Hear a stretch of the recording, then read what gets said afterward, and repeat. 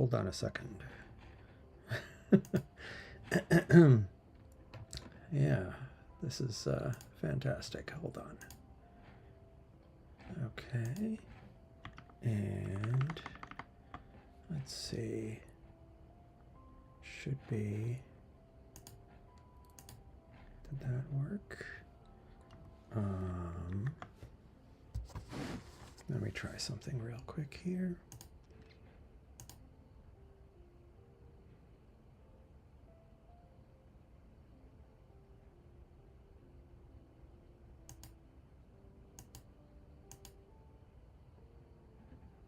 There we go.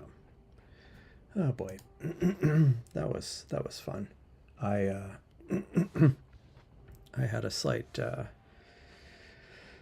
forgot to plug in the camera. Hopefully the audio is working. Let me know if it isn't.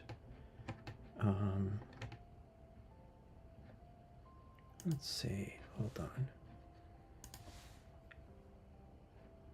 My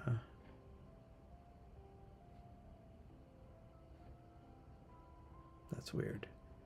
Hold on a second. It says YouTube is not receiving enough. Is it? Let me listen to it. No, it seems okay to me.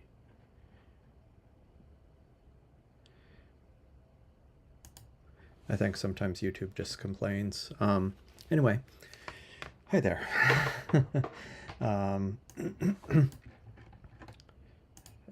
S30 out on a windy full moon night. Well, at least it's clear. Hello, Aiden. Hello, Dark Shades. Good evening. Thanks for joining. Hello, Turf. And hello, Astro Chris. It's been a bit. Hey, Jeff. Okay, cool. Sounds good there. How's the cloud situation? Yeah, so I kept delaying it because it was clear right around sunset and it was supposed to stay clear. And then it got cloudy, which it was supposed to get cloudy. And then it was supposed to clear up again. Well, we're kind of in that still cloudy to clear phase. Let me see. Oh, we may be in luck here. Let's see. Nope, wrong window. There we go. Nice. Okay. Huh. My picture-in-picture. Let me see. Ticker. Which one is this? Sorry, I'm oh, the sky right there. Let me unlock that. And I will move it down here. Yeah, it as it turns out, it was completely clouded out until just it finally looks like it's clearing up. Unfortunately, I kept delaying it because I was hoping to be able to polar align things. So the polar alignment is abysmal. So I'm going to probably,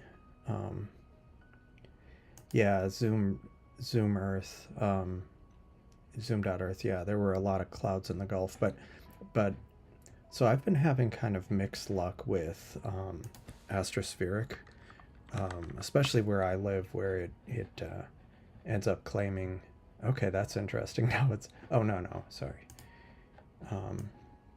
Like I was looking at here, and it was saying like there was going to be some clouds, but it would be largely clear till midnight. And then this other astronomy weather site was actually saying 0% clouds, and it claimed it was going to clear and stay clear at least until after midnight. But at least it seems a little bit better. And actually, it looks like it's thinning out a bunch. So hopefully we can get going here shortly. As I've mentioned previously, I'm getting ready to send off my scope, one of my Seestars, to Starfront, the remote observatory, and specifically the Seestar here on the left. There's another, there's two Seestars. The other one is set up, but it's sitting behind the all sky camera.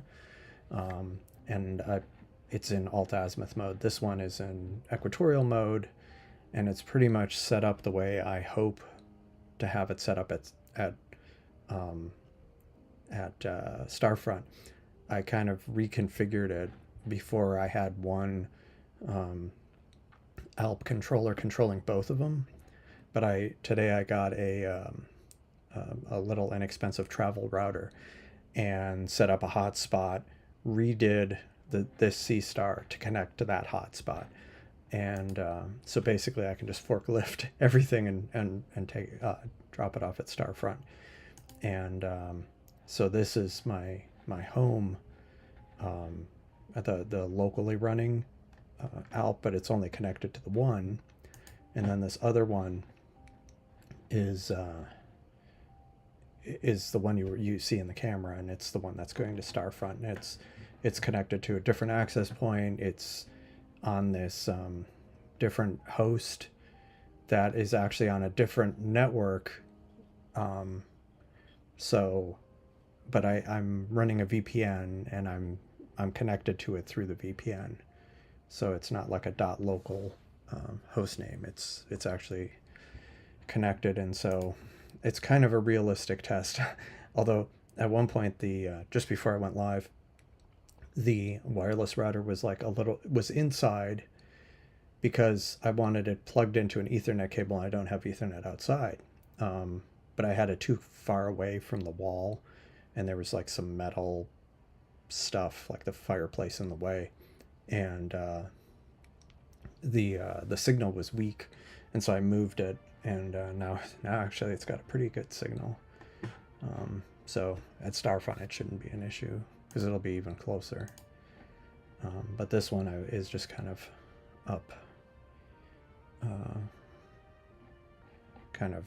I already kind of opened it up and got it ready to do the initial equatorial alignment, but or at least the 3-star alignment, and then at least it'll know kind of how tilted it is, and I'll also know how far off it is. It might be off a bunch. Yeah, looks like high noon. Yeah, unfortunately it's bright as always. Yeah, so will I be on a pier? Yeah, they'll have it on a pier, so all I send is the wedge, because I'm running it in equatorial mode. Most people there, or everybody else who has a Seestar so far, is running it in alt-azimuth mode, and so they just send the Seestar. But I'm going to do it in equatorial mode, so I'll send a wedge, but it'll be on a pier, a metal pier. Yeah, it'll be. This is a good remote test. I mean, I wasn't even expecting to be able to do this. I was going to have to, like, I don't know, just do it in scenery mode or something. But since it's actually turned out to be clear tonight, this is my last chance to do a semi-realistic test. Hello, Stan. Good evening. Thanks for joining. I also have, as you can see in the camera, I also have the refractor going, but I'm just waiting for it to, since I wasn't able to equatorial align it, you know, it'll be, we'll see how bad it is, but I might be able to work around some of it with auto guiding, hopefully. Although maybe the focus ended up shifting, which is a problem. It's going to be a big problem because I don't think the problem is, since I changed the way I'm streaming, I can't unplug this computer and take it downstairs. Oh, hello, Joe V. How's it going? It's been a while. Thanks for joining. Good to see you.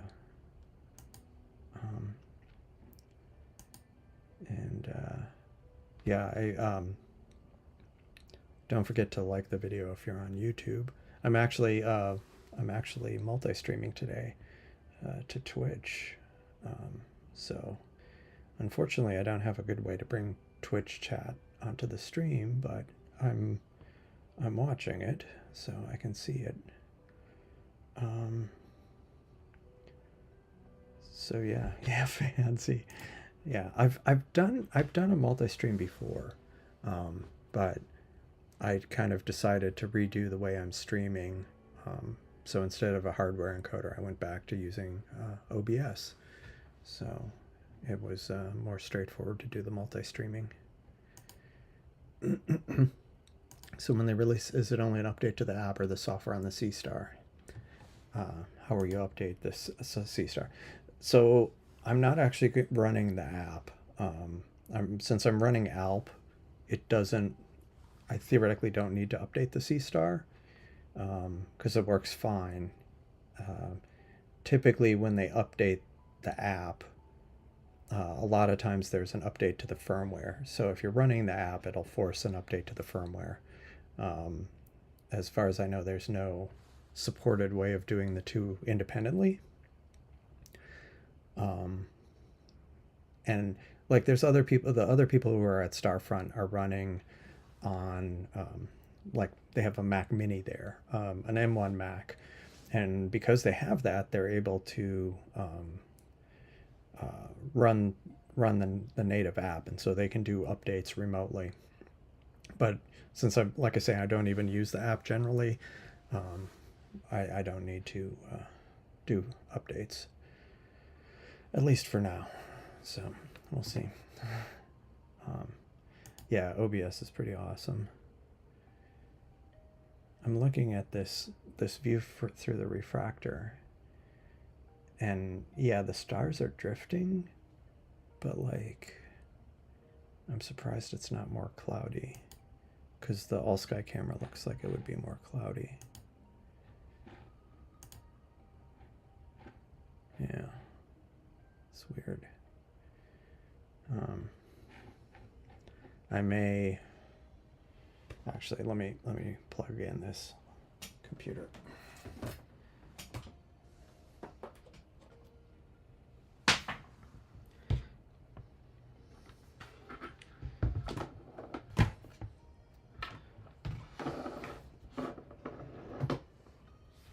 One of the whole reasons to move to Starfront is predictability. Or I shouldn't say predictability. I guess because it's probably more, I think it's more clear there more often. So on nights where like they have the roof open, I'll know ahead of time. And so when I go live, even if it's cloudy here, I'll know that it's clear there. So hopefully it'll fix some of these issues where I kind of go live here and then it's like still cloudy because I don't want to keep waiting for the clouds to clear, and they're supposed to clear and it looks like they're going to clear, but that keeps ends up taking longer than expected. Okay. I'm charging up this other computer, and I may have to take that downstairs if it looks like this focus is bad. But the good thing is I can switch to the other cameras. I mean, I could switch to the Seestars and start getting those imaging once it's clear enough, which it looks like it's getting there. But while we're waiting, I was noticing that what do you call it? That let me pop this out.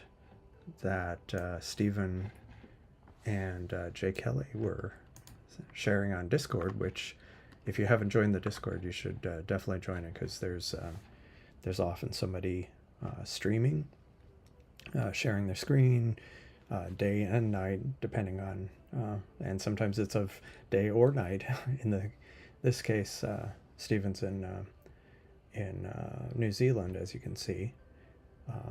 Also, there's a challenge on a monthly challenge on the Discord server where we're imaging the Seagull Nebula, which is, I believe, what Jeff is doing here. He's doing a mosaic of the Seagull Nebula, which we're kind of collecting the data and putting it on a Google Drive, and then at the end of the month we'll or different people will process it and see what we come up with. It's not Seestar exclusive, but a lot of the data so far has been from the Seestar. So if you haven't joined the Discord server, check it out. Let me go back to here, and here's the link to the Discord server. Cool. All right. So it's looking kind of encouraging on the all sky front there. Let me look at this computer real quick. Yeah. Haven't been on Discord. Yeah, I figured as much. It happens. Yeah, things get in, you know, things come up and things get busy. Let me yeah, so I have this other laptop here that I had been using for OBS, some of the OBS that was used on the stream, but only a subset.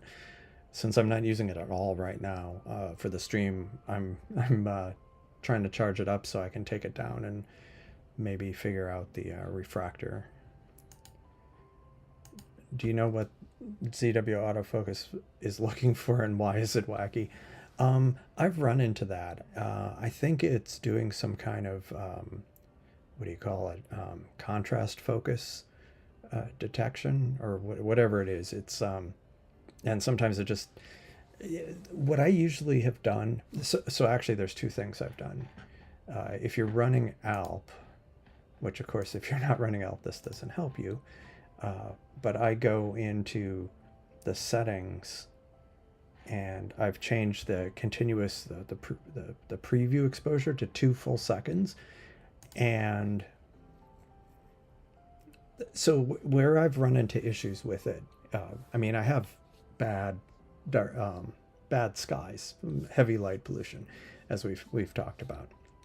But what I found is by increasing the preview exposure, it seemed to have better luck. Oh, that's fun. It seemed to have better luck at autofocusing. And what happened there? It seemed to have better luck at autofocusing, and so hold on a second. So that was one thing. Another thing I started doing is I will go to like uprights. The reason why, like in the past, you'd see that I had, I was often imaging like a bright star like Deneb or something. It was because I got in the habit of pointing it at a bright star and then running the autofocus, because that seemed to work better, I think. So yeah, and given that it's like, I don't know if that's the case for you this time, but because it's like full moon, it might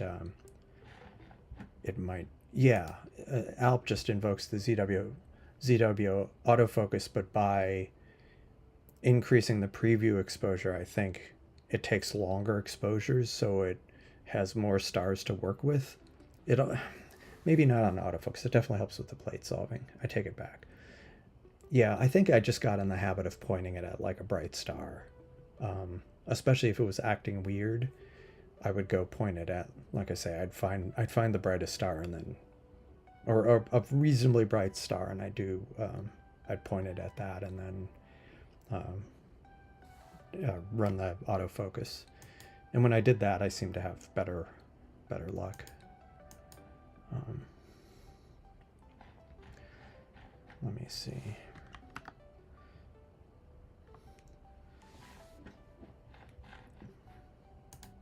Okay, cool. Let me pin that. Yeah, it was cloudy here where Stephen is. earlier, but it's cleared up. And you can see some nice big sunspots now. Let me check. I might go ahead and try to do the startup routine on one of the Seestars and just try to get that going.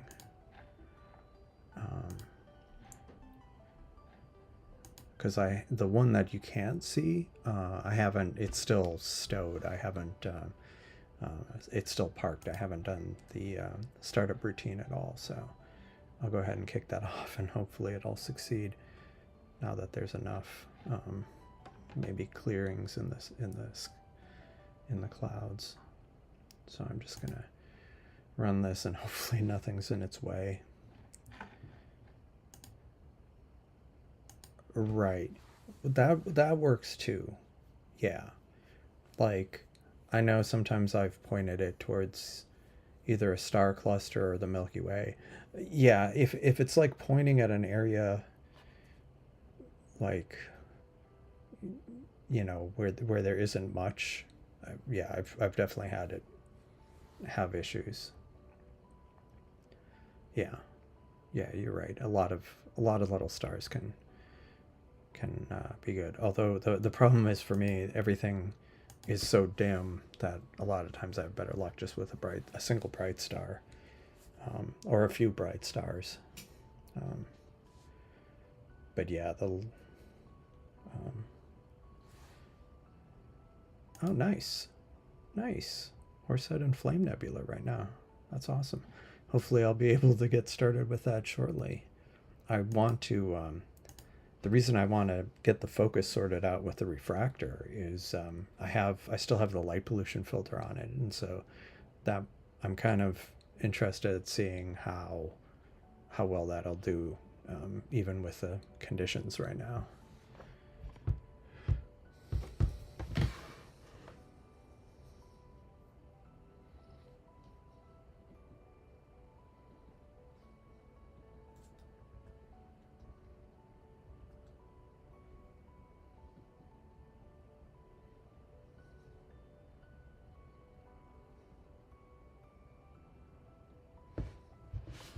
I'm just getting the laptop started up.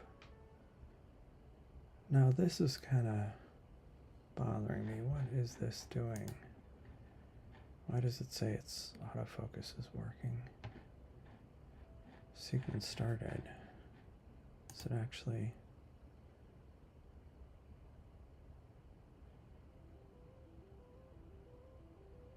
Hopefully it's not pointing at a building. That might be something I might have to fix if it is. Oh, nice. Nice, yeah. Cool. Yeah, I wasn't able to do tests as well as I would have liked with the SV Bony filter on the Seestar. So I kind of stopped trying it out and moved it over to the refractor. So it seems to be making progress. It's doing its dark library.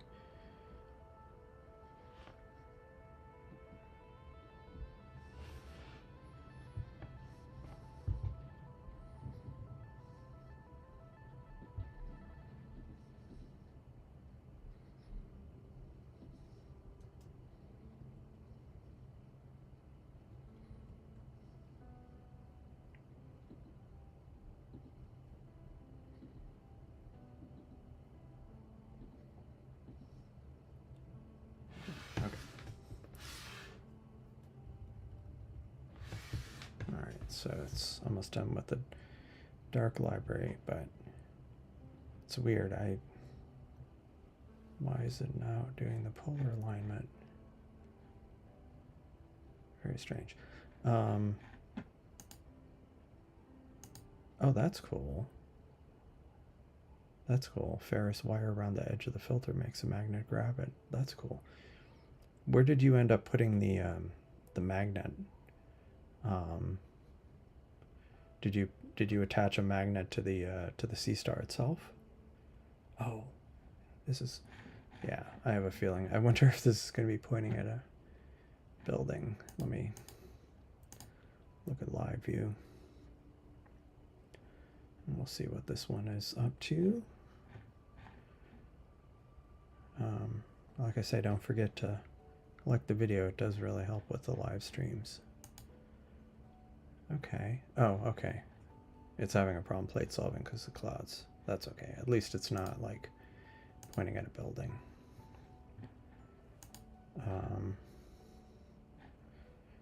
So looks close to oh, it's in them.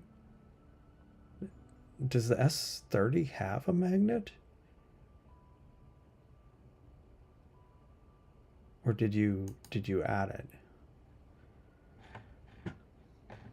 All right, so let me see. Still looks wherever this is pointing.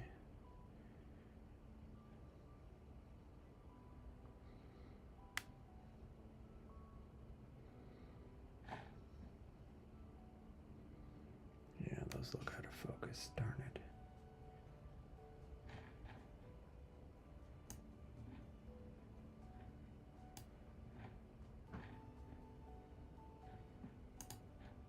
May have bumped it a little bit. Oh, that's cool. That's cool. It's too bad they didn't do that with the S50. That's nice. I mean, it makes sense. I mean, it's those kind of magnets are used for a lot of stuff, but it's nice that they actually did that. See, another reason to consider an S50. Okay, this is the one that is going to be going to Starfront. So, did I pick live? Okay, it's loading. Okay, is it clear enough? Dare I try? After this patch of clouds goes by, I'm going to try to do the alignment on this left Seestar.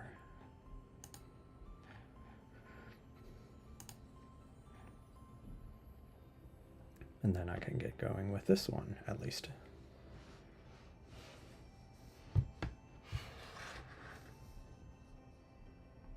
I'm just letting this charge up, and then I'm going to try connecting it to the mini PC. And if I can do that, then I can go downstairs with this and then try to get the focus set up on that one telescope. See, this is why I have been thinking seriously about putting a pier in the backyard, because then I could keep. I wouldn't necessarily have to do a full polar alignment, and if I kept the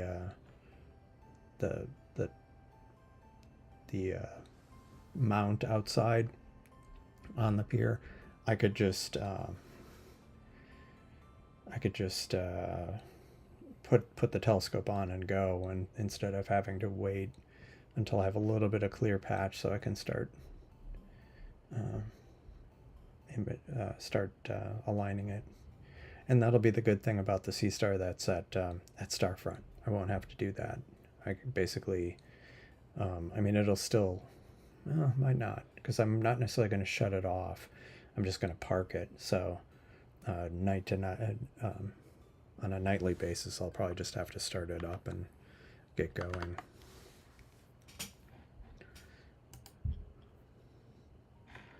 Just checking out that. I'm very much looking forward to it, just from a consistency point of view.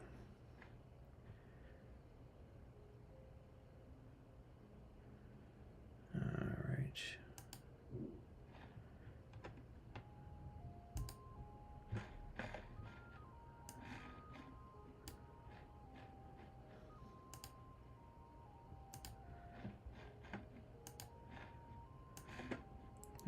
Oops. What did I do? Here we go. So this is the Seagull Nebula, or part of it, I should say. And Jeff is running his scope in equatorial mode, so very nice and low drop frame rate.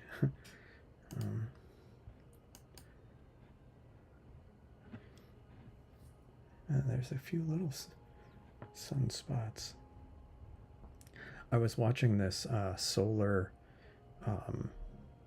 weather forecast, and it sounded like there might be some high latitude aurora over the next day or so, but nothing too crazy.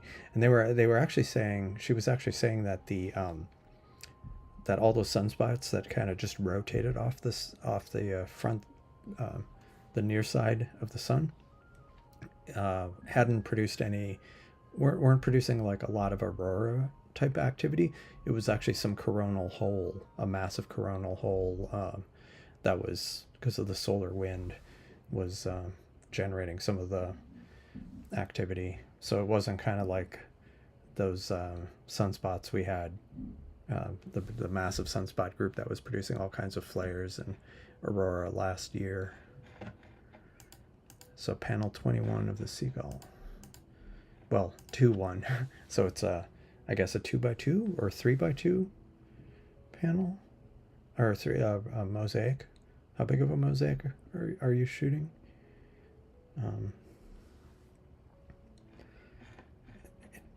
2x2. Okay, cool. It's looking so close. So close. The clouds. Man, that's so frustrating. Oops.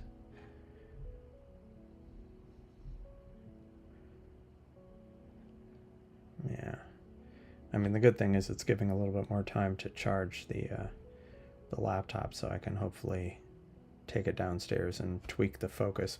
I bought an autofocuser, but for the refractor, but I still haven't hooked it up. Yeah, the roofs are closed at Starfront.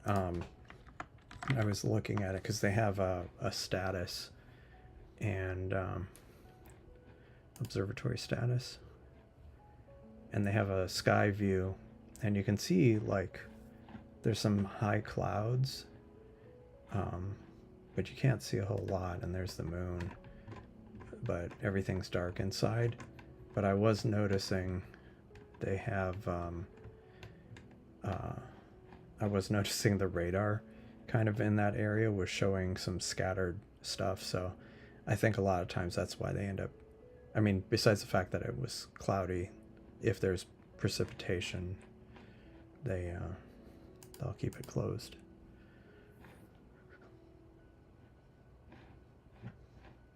But I think it's supposed to be clear out there Saturday night. Yeah, actually, might even be clear out there part of Friday night. Definitely Saturday night, maybe into Sunday as well. So, no, this looks better. Could it be ready for me to actually, let me look at this one.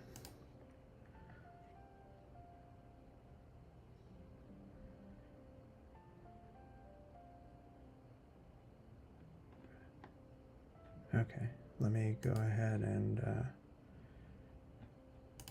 do the polar alignment, or actually live view, and I'll just try to record.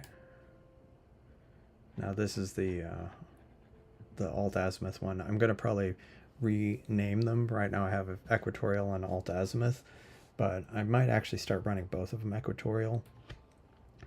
And so I'll rename one to be, you know, Seestar Houston. This will be Seestar Houston. The other one will be Seestar Starfront. I actually have like I started changing it here where I have Seestar Houston. So that'll be the next thing. I'm not sure when when it'll go live, but I'm gonna drop it off Saturday afternoon, but I'm not assuming that they're just gonna immediately throw it on a pier, because I saw them like working in one of the buildings this evening, setting up some in one of the new buildings, setting up some new scopes. So I have a feeling they're busy, and if they have a backlog, so we'll see. But I'll be dropping it off on Saturday, and hopefully before too long. What I'd really like to do, hopefully it'll be hooked up and clear. I hope to get some data for the challenge of the Seagull Nebula, because that would be awesome to get it from out there. Okay, let's see what's going on here. Oh, it did succeed at polar alignment this time, so that's good. There was enough clear for it to succeed, so that's great. This one's aligned. Now let's see how this one's looking. This looks pretty clear, so let me try doing the same on this one, and hopefully this one will oh, I just saw a cloud go through, dang it. Hopefully it'll still be able to plate solve, because a lot of times it'll plate solve and it'll still like even if there's some level of cloud, so long as it's able to plate solve, it'll be okay. Okay, it got past 40, 60. Do we see 80? We got 80. Okay, that's encouraging.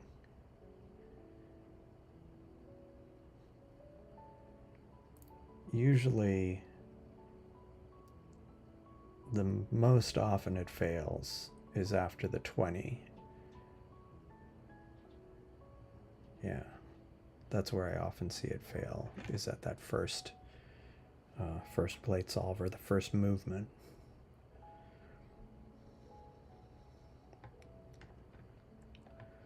Okay. Now how's this one going? Oh, and it's imaging. Nice. Okay, cool. So we should be able to get some targets going, finally. Dang. That's frustrating. All right. So, because the moon is up now, what do I want to try to image? Let's look at what the equatorial one is doing. Auto go to. I hope it's not stuck.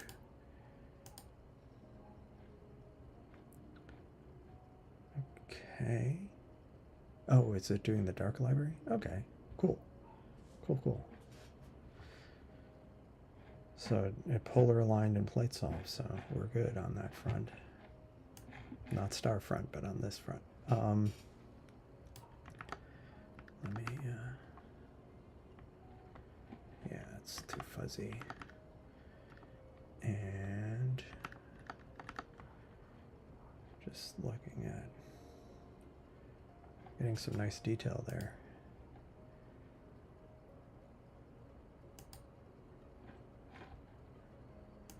I'm gonna put this up in the corner here while I'm trying to figure out what to image. Now, because it's later than typically when I get going imaging, and it's been really a couple weeks, everything's kind of rotated, so I'm trying to figure out what. Oh, cool. After the Seagull, I'm going to try 2024 YR4, which is the asteroid that has a small chance of hitting Earth in like 8 years or something. Just don't go watch the movie. Don't look up. I wonder. Well, let's see what new things might have rotated into view. Now the problem is a lot of these, I shouldn't say the problem, but there's going to be a lot of galaxies down here, which aren't usually my first choice on the Seestar.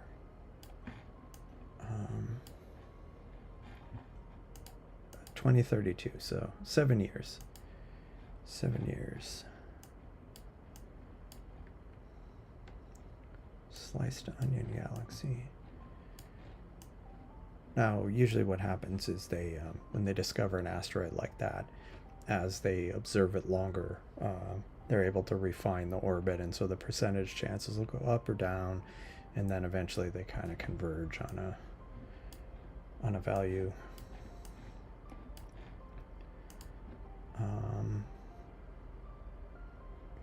How big is this one?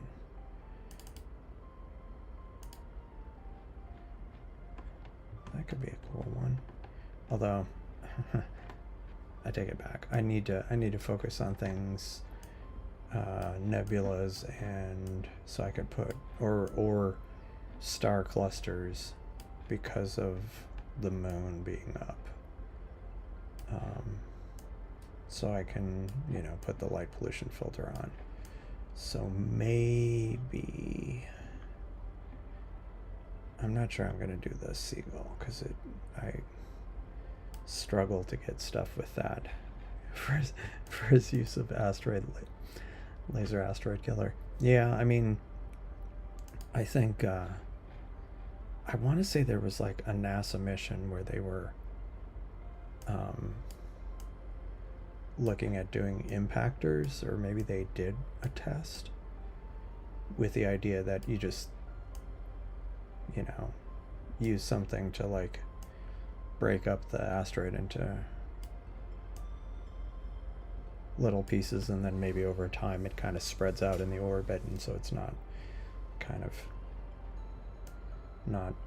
harmful.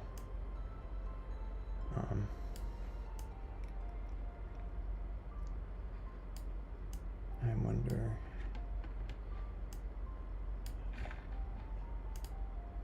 Yeah. Count your blessings. Yeah, the good news is we've got 7 years. Yeah, a little nudge. Yeah, that's the thing, especially if it's done way in advance. The idea is it's a little all it requires is a little bit to change the orbit.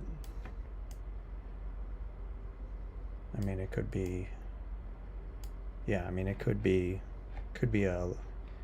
a laser if you had like a really powerful one, just to the light pressure basically to move its orbit, not necessarily blast it.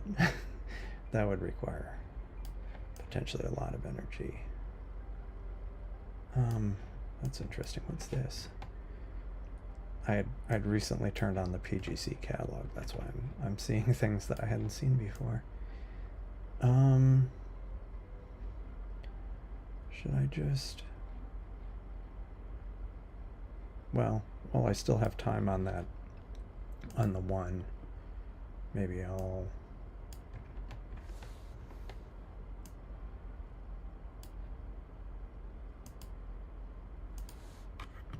How's the framing on that?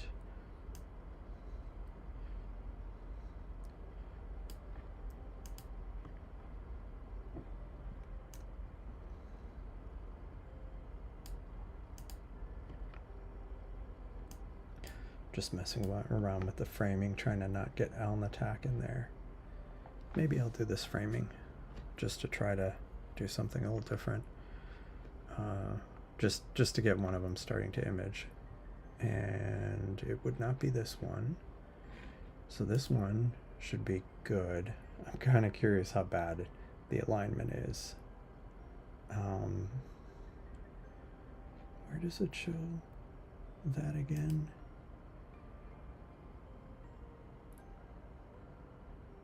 Am I running the right version? Is it actually imaging?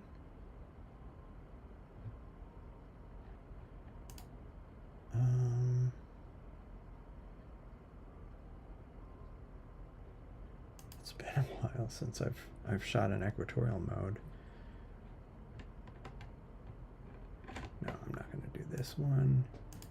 I thought when you did it here, it would tell you how far out it was from polar alignment. Oh, dang it. I'm running an older version of Alp here. I need to update that. Dang it. Yeah, maybe AI. Yeah. Or yeah, no. Or it'll be like the movies and the AI decides not to. Oh yeah, that would be cool. Do a wide field of that area in the blue horse. That would be cool. Yeah, yeah. There's a lot of people who have very mixed feelings about AI. Let me do something here. Actually, let me get this one pointed at the horse head. So I'm going to stop this. Okay. Go image. Come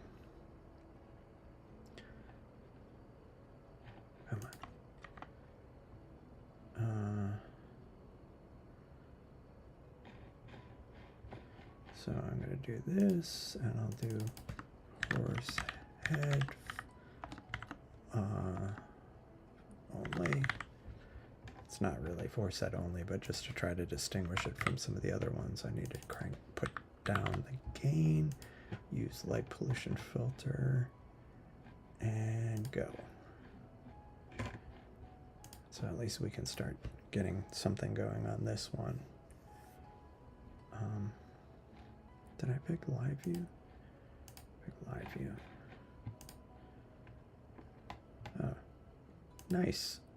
Image or horse head and flame. Cool. Ram a Cybertruck into it. Well, if they have a lot of unsold inventory, that could be a good use for it. Yeah, the Roadster. That would be interesting, using a bunch of Cybertrucks as a kinetic kill weapon.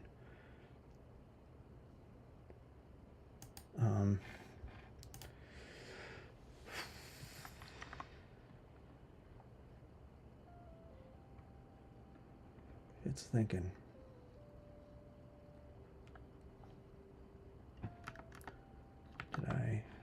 Did I confuse it? Maybe I confused it.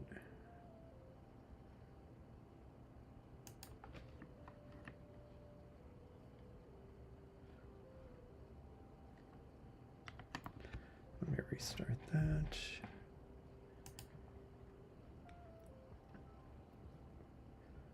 Okay. All right.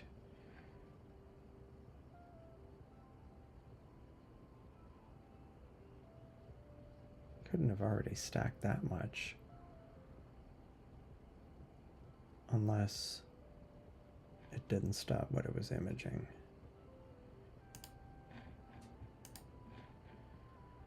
Okay, let's try this again.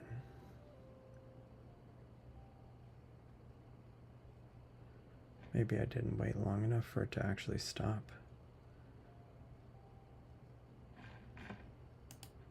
Yeah, exactly. Yeah, might as well send a new truck. Like I say, if they have unsold inventory, could be a tax write-off, right? Okay, why is this timing out?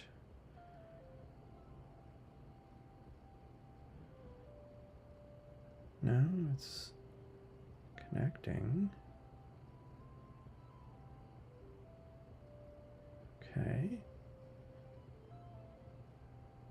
State complete. Okay. All right, let's try this again. Image. Copy this. Do horse head only. Do 40 minutes, 110, use light pollution, and we can get this going. Yep. Yeah, I mean, like I say, it's could be a tax write-off. Okay, so this is finally doing a go-to. Now this one, I need to update this one.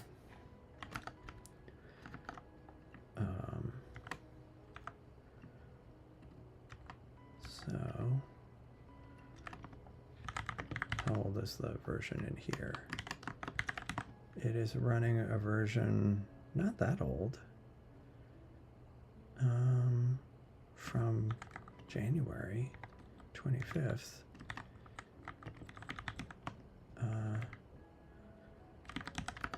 Let's try this. I'm running an update on the other version, the one that's going to be going to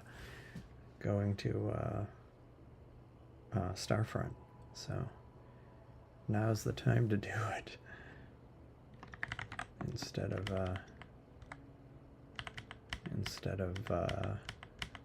while it's still local.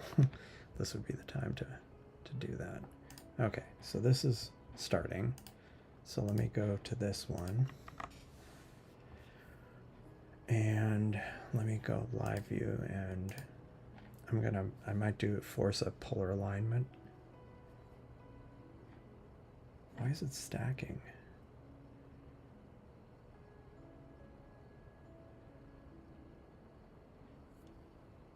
$13, $41. Don't even know what it's imaging.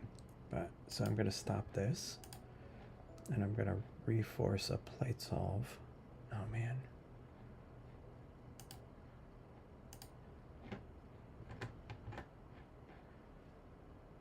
Let's try that.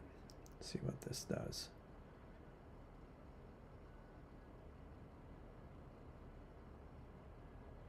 Okay. Maybe they could fly into that. Hello, Wiley site. How's it going? Send the 5 to 6 star link. Yeah, Aiden shared this photo that someone he knew, or video of this kind of fireball that re-entered over Canada, but it looked kind of slow, and then it kind of exploded, and I was kind of wondering if maybe it was a Starlink, and it turns out a lot of the first generation ones, I mean, that was the plan, that they would just kind of eventually they'd get deorbited and would burn up, and turns out that there's a lot of them. There's a few every day that are re-entering. Let's see.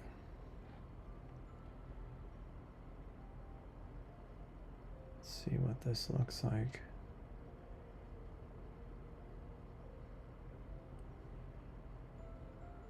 Looks okay. Doesn't seem to be, I guess it's very slowly drifting. Let me look at the settings here.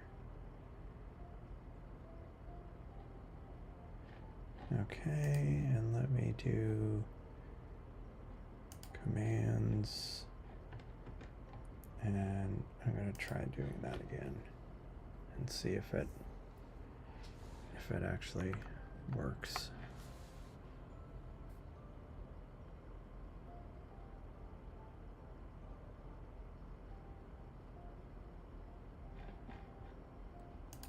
Yeah. Yeah, I need to clear off the Seestar, because it is fairly full. I need to clear that off tomorrow, because I'm going to be going up there on Friday. I mean on Saturday. I was planning on doing a brief live stream tomorrow evening. It's not supposed to be clear here, but I was going to go over the kind of my preparations and what I'm taking up to Starfront. Did the Starlink satellites interfere with the dark skies? I mean, yeah, they like they go through um, like even if you're not at a dark sky, you know, I'm always getting images in my field of view, but the I need to look up this one photo. I want to. Okay, cool. Looks like it did the polar alignment. It was kind of crazy. I was looking at. It was, I don't know if it was this article.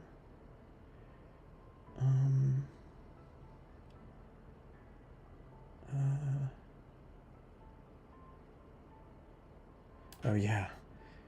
So this was the 4-meter observatory. They were doing a single exposure, and this was a Starlink train. Like it was after they launched when they're all in a row. Flew through that field of view. But the one that was craziest is this one. This is a view from Hubble. So I guess Hubble, wherever it was pointing, actually had line of sight to a Starlink that went through its field of view, even though it's in space as well. I thought that was kind of like, yikes. So even Hubble has issues with Starlinks going through its field of view. Oops. that one was definitely one of the more impressive ones I saw going through. Oh hey, nice, cool.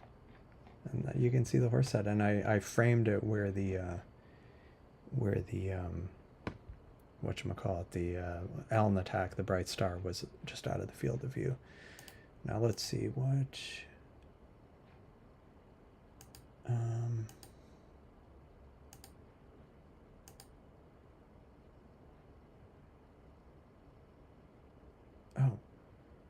Oh, sorry. No. I'm looking at the wrong one. Sorry. See, I'm gonna confuse myself here. This is the equatorial one.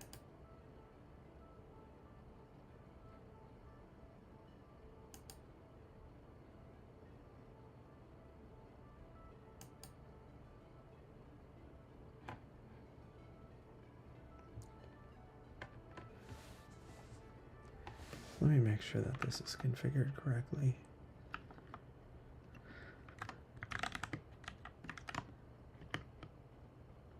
Yeah, it's set to equatorial mode. Weird.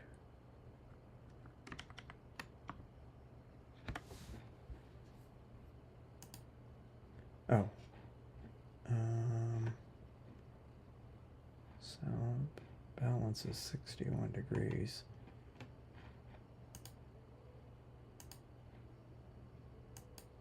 Where is it that it shows you how far out of alignment it is?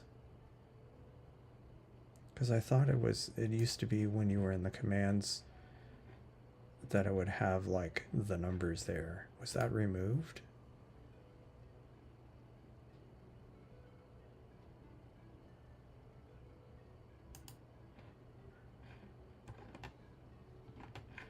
Anyway,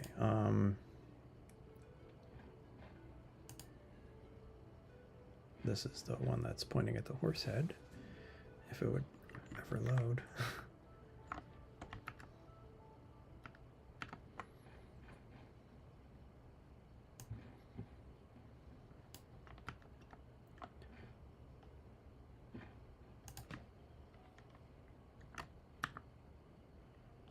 Slow image loading. That is so weird. I wonder if I'm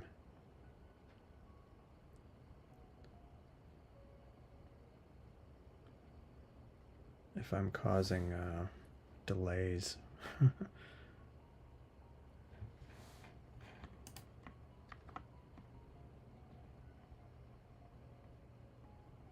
Basically, I have two wireless access points right next to each other, and I'm wondering if I'm, which isn't the way it's going to be at Starfront. They're going to, I mean, they're literally right next to each other. I wonder if I'm causing some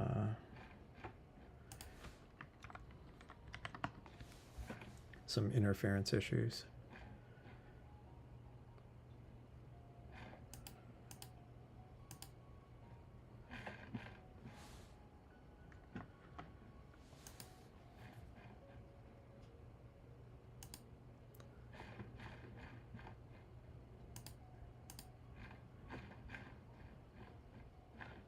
Okay.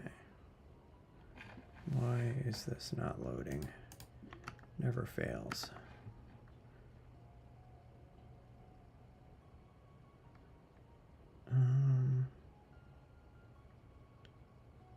It's really weird because it's getting data.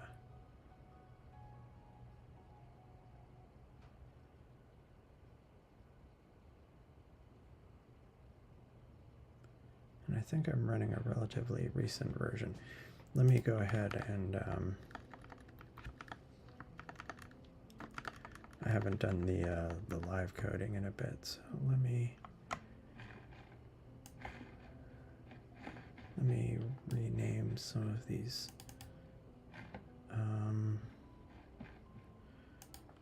Let's see.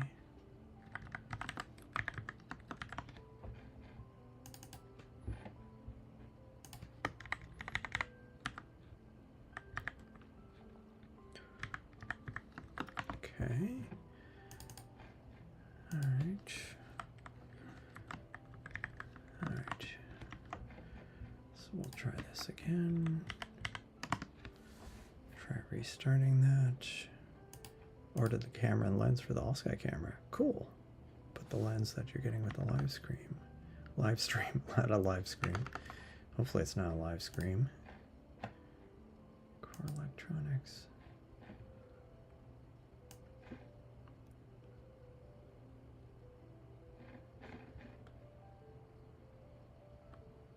Yeah, if you got, let's see.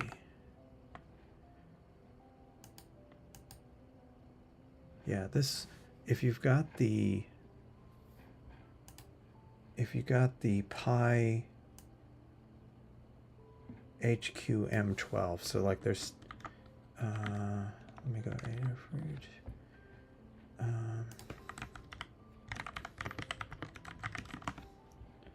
So there's a bunch of Raspberry Pi cameras. There is this HQ camera.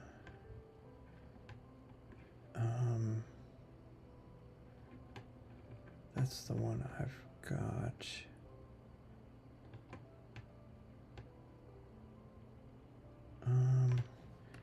Let's see.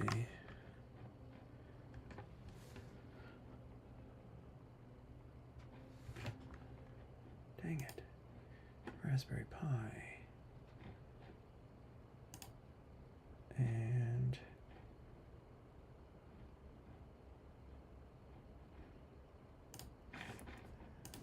yeah, smash the like button for a cookie, or at least for me to eat a cookie. Can't promise. Okay, you got the HQ-M12. Cool. Yeah, no, that makes sense. It's a more compact thing. It wasn't out when I got mine, so I probably would have gotten one of those because I have like the what do you call it, the like some of the first gen ones, which were like these small, well, not this, but like these small ones, but the MQ or the M12 one, where it's like it's more compact but it also has the interchangeable lenses. That's yeah, and like they didn't have this global shutter version. Some of these are third-party ones, but yeah, no, that makes sense. The M12. Yeah, the new all-sky. Yeah, that was one thing that I'm not doing, or I haven't done, but I was debating um, building an all sky or sending an all sky camera um, to Starfront, but I was thinking about building it into the Pi 5 I'm sending, but I don't have the right case and I don't have the right adapter, and I don't want to send it with like the circuit exposed. So maybe at some point, um, building another all sky with the ZWO 667. That's cool. Yeah, there's well, and then there's another that indie all sky, which supports it supports a lot of different cameras, and I actually have it installed. Where did I install it? Maybe I installed it on the Pi 5. I need to look at that. Maybe I could send a camera. Let me make note of that.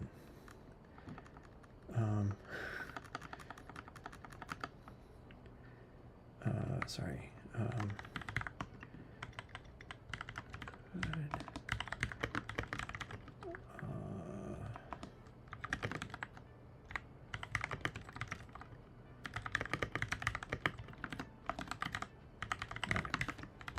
don't know if I'll be able to do that. I wonder if there's still clouds going through here, and which is causing it to have this mottled appearance. Let me look at the. Yeah.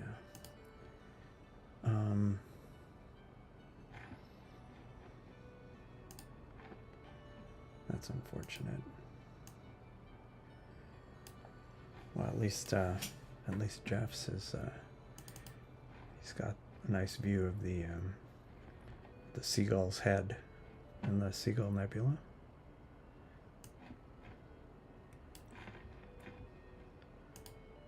For 40,000 settings on all sky. Yeah, there's a lot of. I mean, it's pretty cool. They've. I mean, there's so much you can do with it.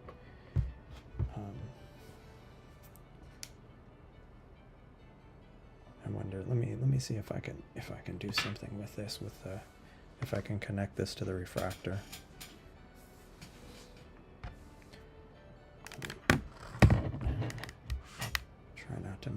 Try to not mess up things. Let me try this real quick. Do I even have the Windows app on here? No, I do not. Okay. What do you mean I don't have an internet connection? It lies.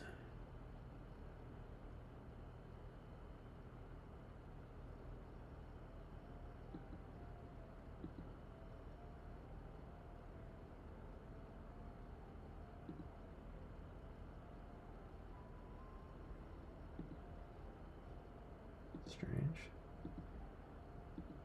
Give me a second here. Changing.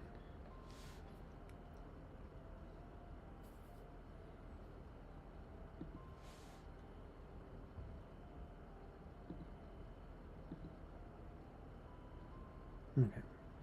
All right. Give me a sec here. Windows app. All right. Oh. I guess I just hadn't downloaded it to here.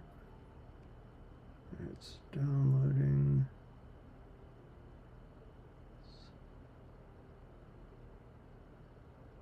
All right. Okay, start it up.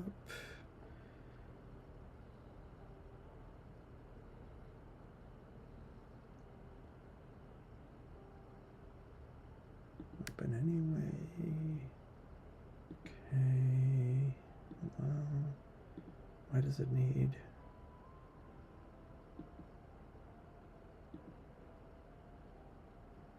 Oh, interesting.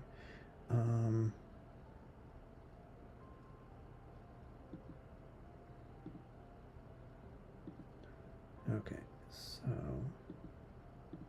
need to change network.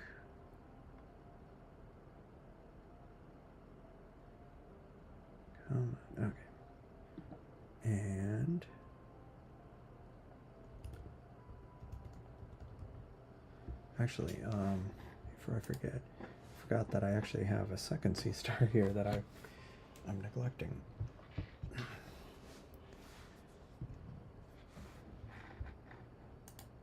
Discord stream in the Kansas City Lounge. Not sure. I mean, yeah. Like, I guess if you have it in the app, if you have the app on your phone, you could share the phone, but honestly, I haven't done it. Wise camera with infrared would show the pier at night. Yeah, probably. Probably.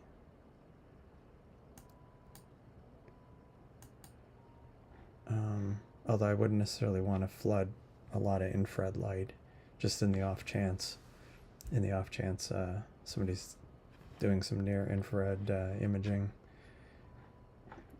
I'm not sure if it would make a difference, but just a thought.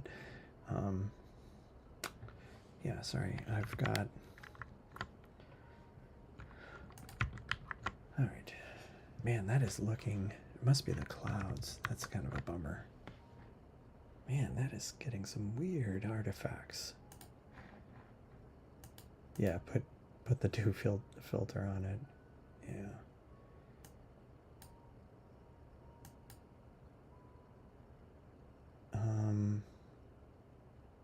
Got another round of clouds coming through, but let's look at this one. Let me go back to live, and it's not actually live. Let's turn this on, and let's find a target to image with that one.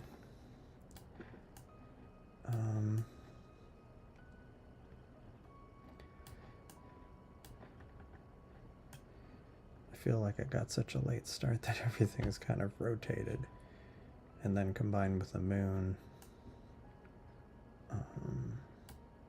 Oh, so here is, it's funny that there's two entries, but here is the asteroid. Am I right? Amphitrite. I always see it as am I right, but it's probably not above the buildings yet, even though it looks like it could be. Let's see what else. M3 is still not up.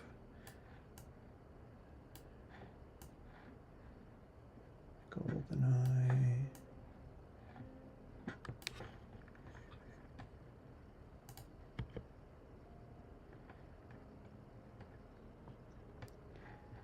Let's see.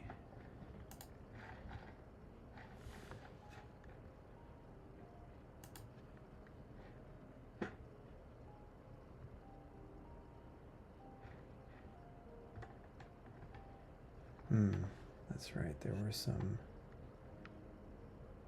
Oh, what was it? No, I think some of that might be a.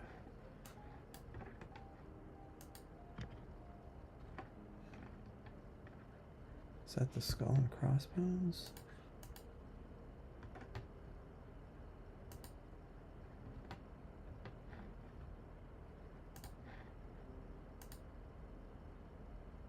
Or not?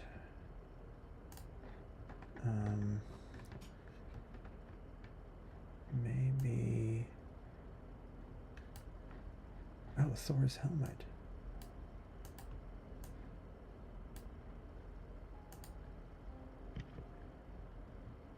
Thor's helmet -13. You know what? Maybe. No, I'm not sure if I want to do that one.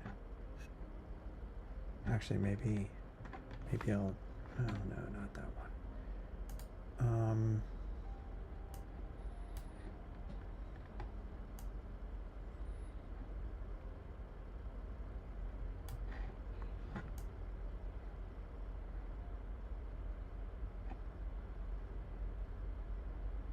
What's this one? No, not cloud.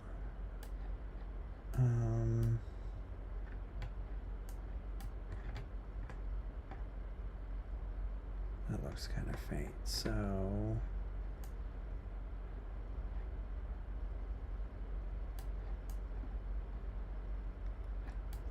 well, you know what? I'm gonna point the one that's the one. I'm gonna point at that nebula. So maybe let's see. Oh, there's another asteroid.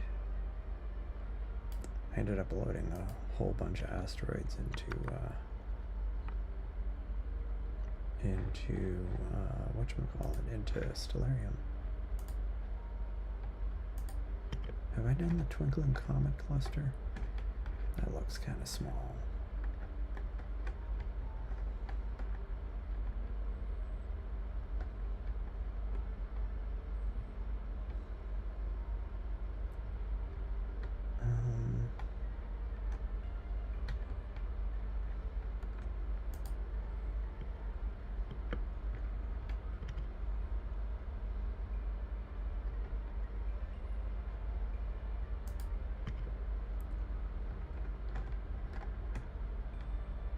Yeah, oh wait, there's a galaxy in here. Yeah, so maybe I'll do this. Although I'm doing equatorial, sorry. Yeah, let's do this. Let me do this. Although I've got some clouds coming in, dang it. Never fails, alright. So this is the equatorial one. So we will go to that. And I will not use the light pollution filter, and I'll just do it 30 minutes. And we'll see. This could end up being junk because of the clouds that just seem to not want to stop. So I'm gonna, speaking of stopping, I'm gonna stop this one because it's massively rotating and getting all washed out.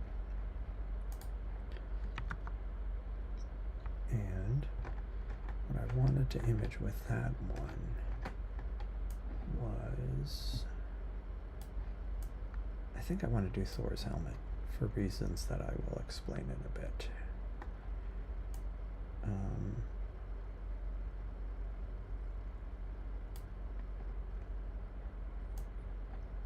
There we go, Thor's helmet. Yelling at clouds. Seriously. Seriously.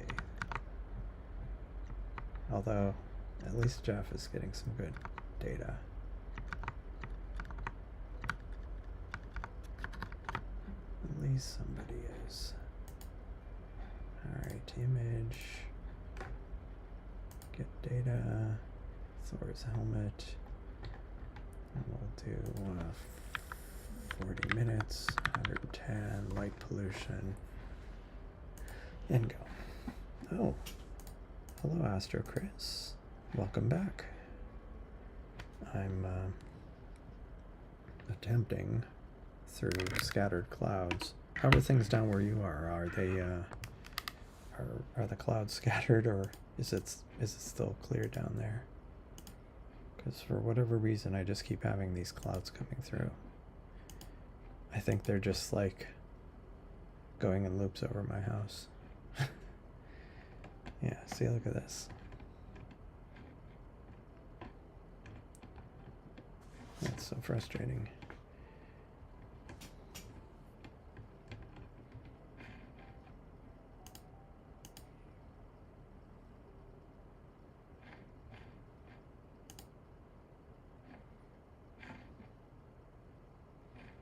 Man.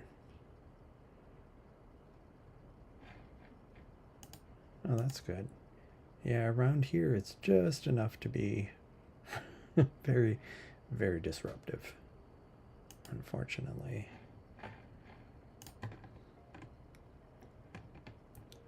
Yeah, I have this, I'll go ahead and describe the plan, but I have this, and while we're waiting, don't forget to like the video if you haven't already. It does help the stream a lot.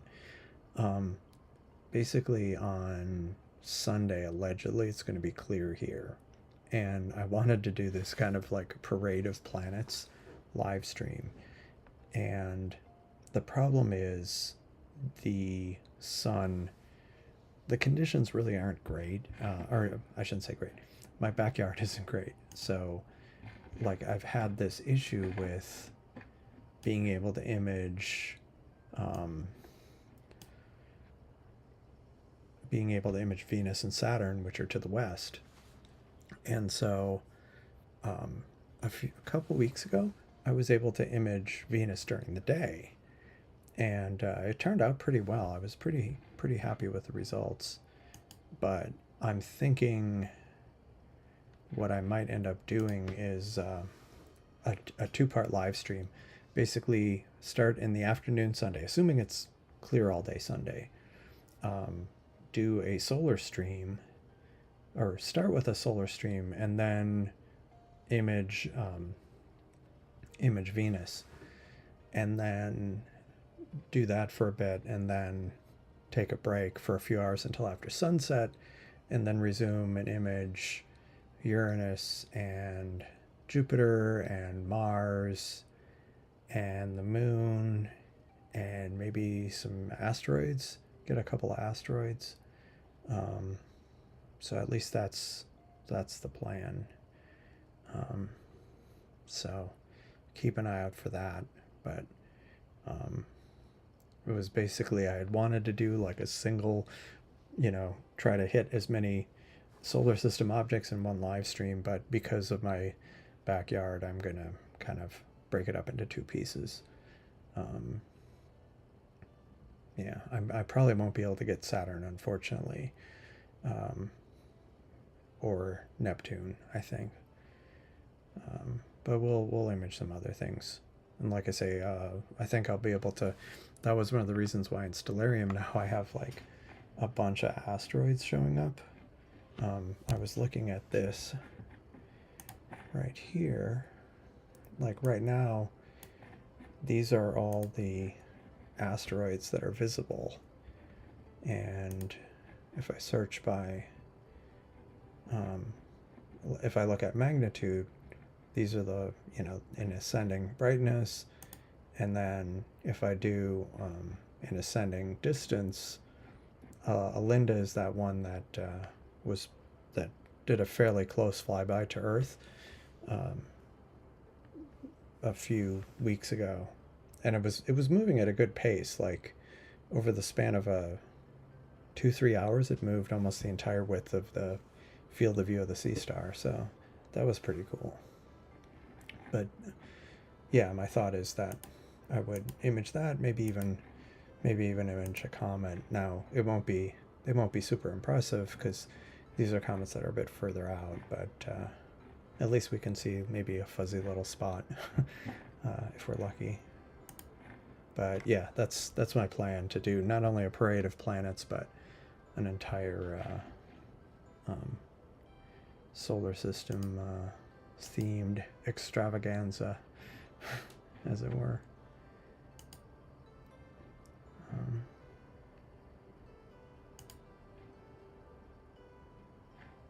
Yep. Anyway, so that'll be coming up hopefully on the weekend. And tomorrow I'm going to go over, I'm just going to do, like, there, it won't be clear, so I'm just going to be observing, just going over the things I'm taking to Starfront. Saturday I'm going to Starfront. I'll record it for a video after the fact. And yeah, so that is going to be coming up that's what's coming up over the next few days. And hopefully once everything's in Starfront, my hope is that between it being clear or in at Starfront, I'll be able to do more consistent live streams.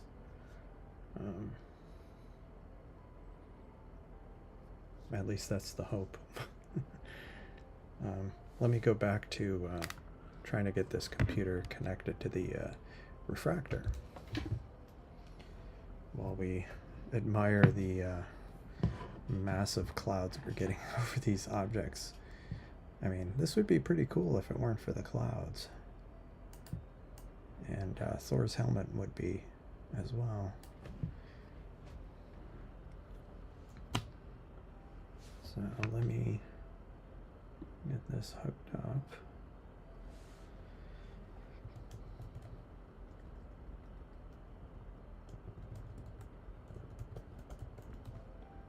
All right.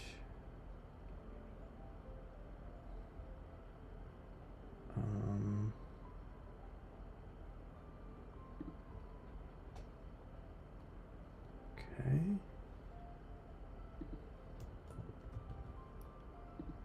Alright. Copy that. Do that.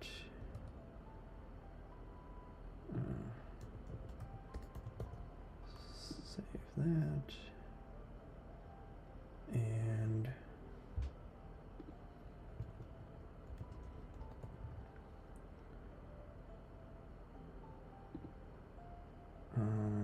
let's see if this works.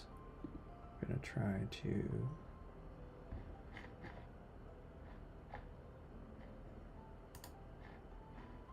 try connecting.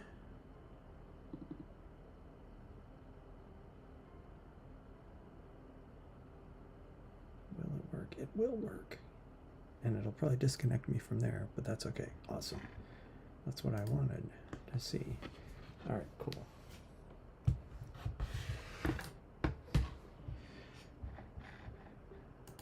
Oh, oops, sorry. I was actually showing your solar stream on stream earlier. Yeah, sorry about that. Yeah, we were talking in Discord, and yeah, I was kind of waiting for it to get clear, and it claimed it would be fully clear, but it's, as you can see from the all sky camera, it's not fully clear. So, not to mention what I'm seeing here, definitely not fully clear.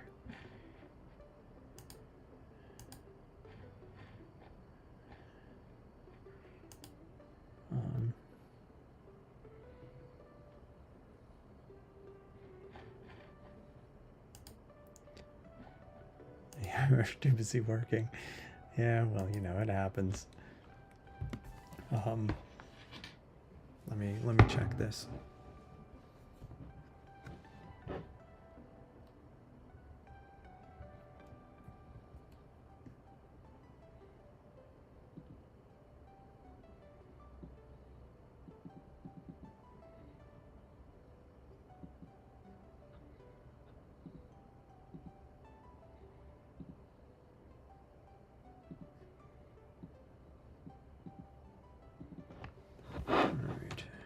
Hopefully this didn't cause issues with the computer. Okay. With the mini PC specifically. Okay. Cool.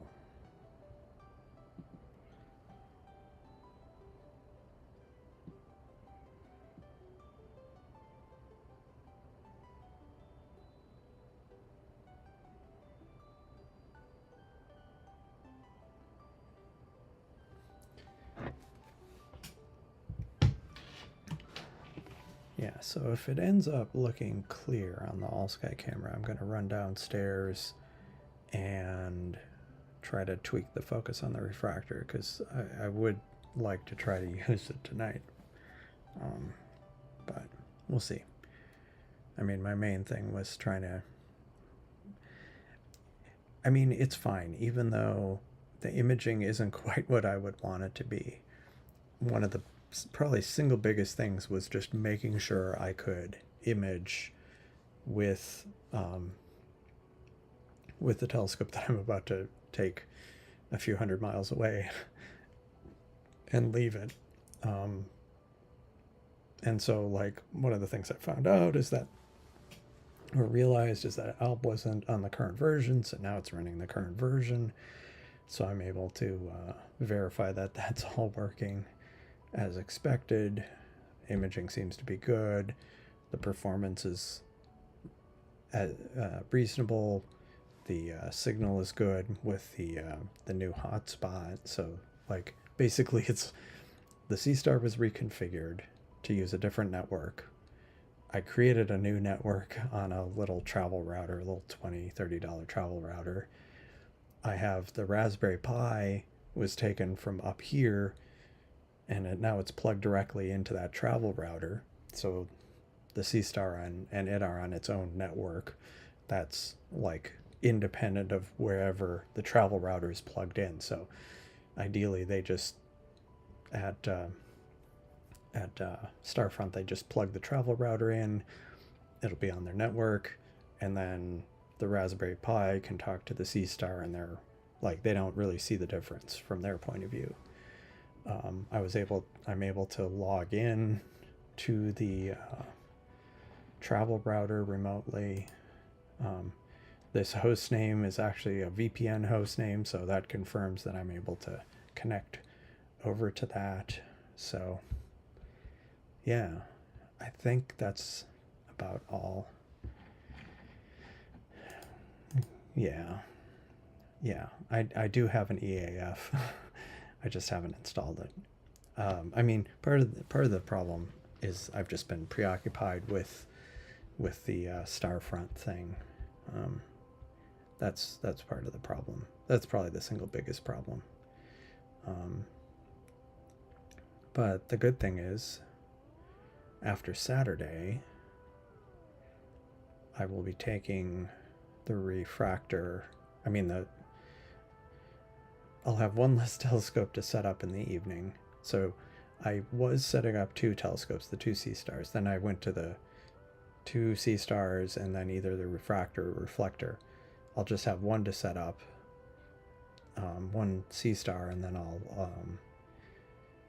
Sunday I won't be so I won't.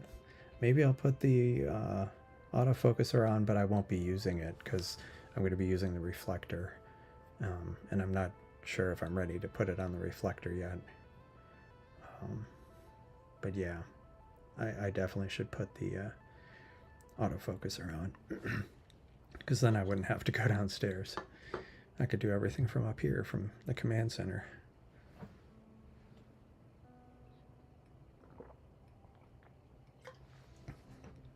And if I ever end up sending the refractor to Starfront, which I might eventually, although I if I did that, I wouldn't send it with the camera that's on it now. I have the one-shot color camera. I would possibly send a mono camera with it, like that QHY 585 that has the built-in filter wheel. I'd consider sending that, because otherwise everything's kind of ready to go on that setup. And I have the off-axis guider, and like the whole imaging train, I was like moving between the refractor and the reflector. But if I end up getting another camera, just because, and plus I've been having so many issues with the off-axis guiding on the reflector, I'm probably going to go to a guide scope. So I don't need the off-axis guider. So the whole setup with the off-axis guider and a mono camera could go to Starfront. I'd have to send a different mount though. I don't know that a GTI would work there. Maybe it would, but that's not a near-term thing.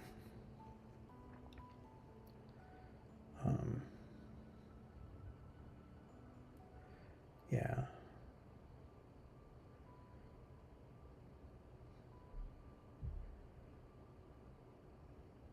Yeah. I keep, sorry, I was just thinking about something.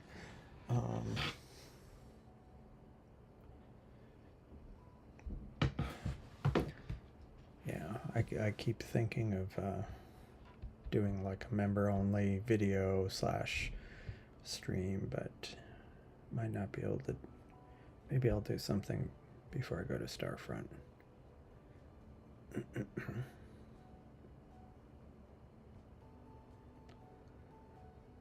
or maybe I'll do something at Starfront. Just a brief little video message for supporters. I think I'll do that. Yeah. Yeah, I'll do that. I'll do that on Saturday. Because, you know, there's always the question of when you have membership of like, what are the perks? What's in it for the person besides supporting, you know, my live streams and stuff like that. But yeah, I have some thoughts on that. So I think I'm gonna send that out. Maybe I'll send that out on Saturday. Let me check on something here.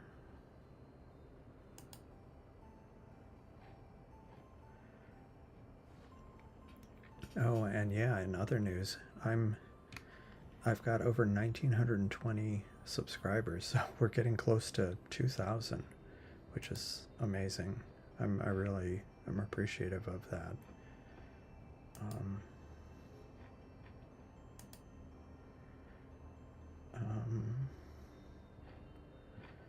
Let's see.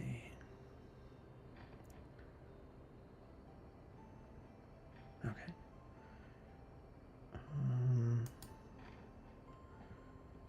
Sorry, I was just looking at.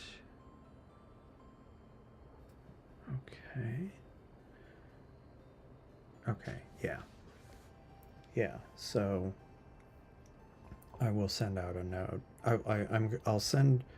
I'll do a very brief video message from Starfront for supporters. And yeah. For those who aren't supporters but who are otherwise I mean, the problem is like the way YouTube works. Like some people, some creators, to use the term, people with channels, they'll use Patreon and YouTube channel membership and multiple channels, and others will just use a single channel because one of the like YouTube makes it very easy if you stay within the ecosystem. They make it very easy if you stay within the ecosystem, because you can send community posts and you can send messages just to people who are members. But then people who, you know, give super thanks or whatever, like that, it doesn't catch those. So what I've done, like on the Discord servers, I have like a role for, I have some channels that are for like supporters. They're not like super active or anything, but I have like Patreon subscribers automatically get picked up, and YouTube channel members get picked up into a role, and both of those roles are granted to those channels. But then I have a manual role list that I add people into who, just to do a segue, who give other support. Like Jeff, thank you so much. I really appreciate it. Because yeah, I'm going to be driving up to Starfront, and I'm really looking forward to it. But yeah, I do appreciate that. Yeah, some gas money. Thanks. I very much appreciate that. Yeah, so like one thing I want to do is I'll do a video message and I'll send it. I'll post it on YouTube for channel members, but then I can also post it on Patreon, and I'll probably drop it in Discord because honestly, there's like a large overlap between people who are on Discord and who are supporters or, you know, channel members or whatever. And so I'll also put it on Discord. So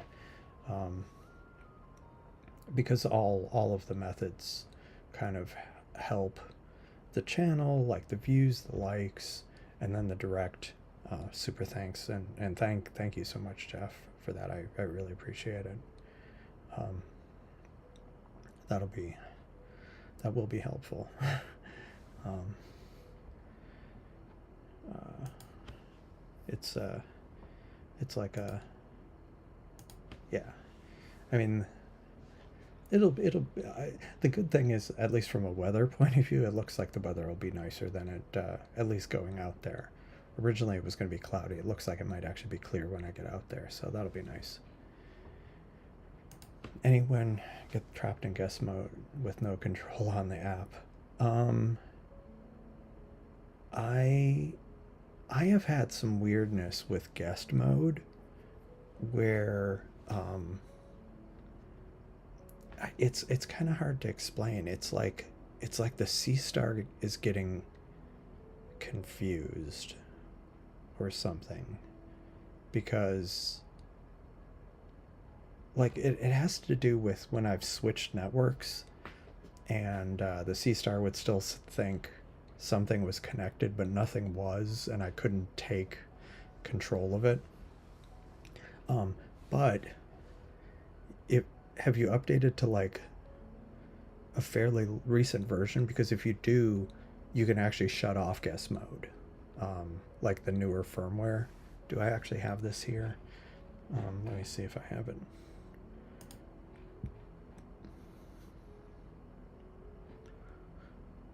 Seestar. Will it actually connect?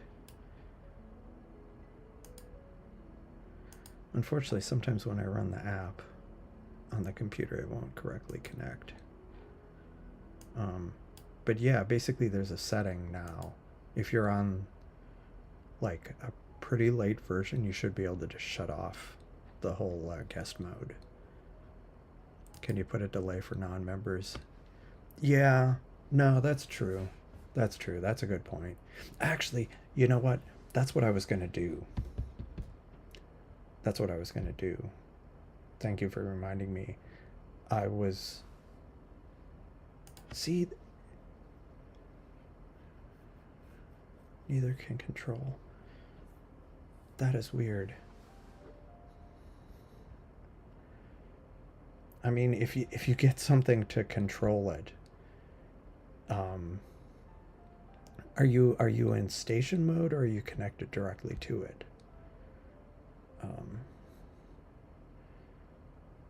Because usually when the Seestar ends up confused, I'll like switch to direct connection or something. Um, but if you can go into settings and then like turn off that guest mode thing, it sounds like you probably need to do that. Yeah, so about the delay for non-members, that's a good point, and that's actually what I was going to do, or one of the ideas I had for doing a video was, um, I would do I would do it for members only, but then yeah, or they call it like member first, and so you do it member first, then it becomes public. But I was actually going to make it my um, you can do like a channel video, like a trailer or something, and so it's publicly visible. It doesn't necessarily get pushed out, I think, as a video, but it's visible to everybody. And I'd actually thought about doing that. I need to I need to remember to do that. Let me make note of that, because I'll say these things during the live stream and then I'll totally forget.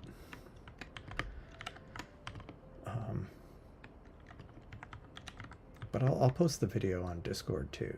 So, because I do video at, what do you call it? Starfront. And really the video I was going to do at Starfront would be member first, but that was going to be like a brief message, 2-3 minute, hopefully not too rambly video at Starfront. But then I was going to have a longer video of maybe having to do with me going up there, and that would be like that wasn't going to be like I mean, it'll be a member first video probably, but probably a fairly short period of time. Like it'll go live the next day or something. But it's a video I plan on editing, so it wouldn't be until I get back. Google Drive issue. You have to connect. Yeah, no, I know, but if you can connect and somehow turn it off. Is it plugged in, turned on? Yeah, have you tried rebooting? No. Oh, okay.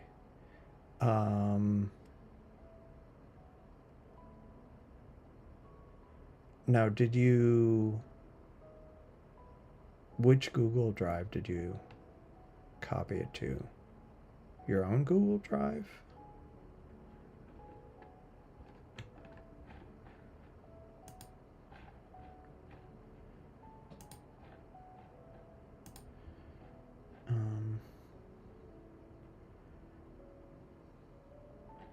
Sorry, I'm just looking at something here real quick.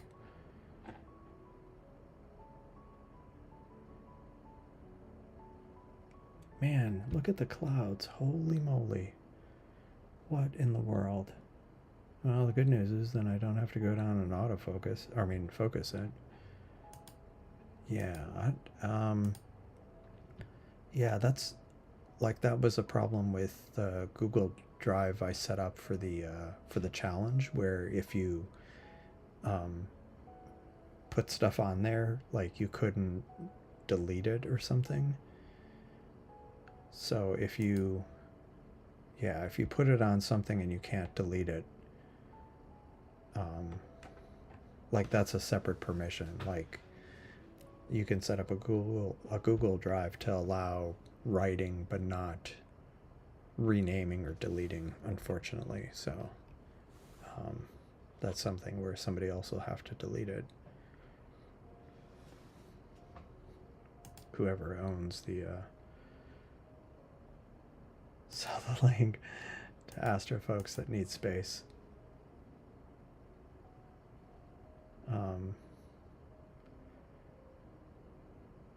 Sell the link. Sell which link? Oh, hi Cactus. Welcome. Thanks for joining.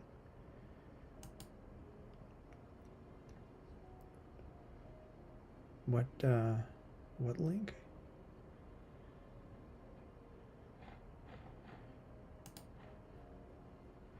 Yeah, I was thinking that at least it wasn't anything bad. That's always worse.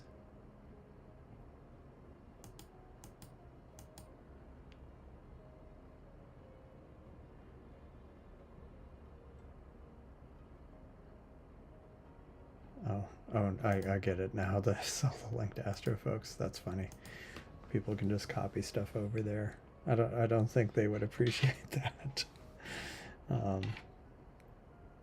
Whoever owns that drive, that would be funny, but not funny for them.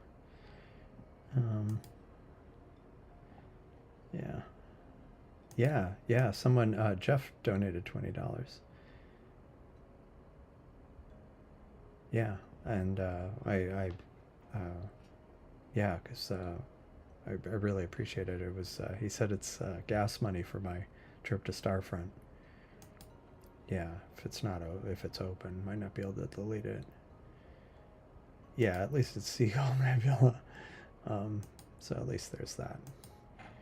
Okay, so like this image finally finished. But look at how cloudy it's gotten. Dang it. This has been very frustrating. And it was supposed to be like cloud free, so yeah, it's okay. They're cool. That's good. That's good. Don't want to get into difficult questions, and at least it's like a nebula, and it's in a file format that they probably can't even read. Oh, let me see. Let me see.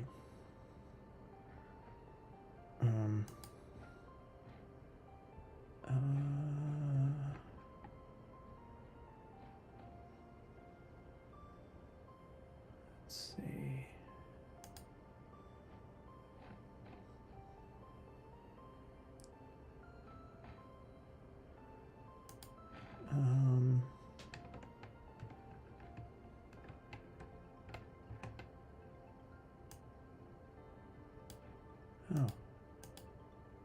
Oh, cosmic ray. I see you. You're on, yeah, it's, let me do that. Yeah, I see your screen, cosmic ray.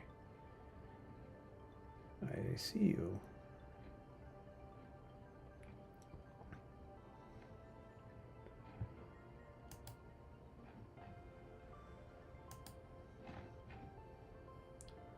Oh, okay. Yeah, let's look at this. Oh,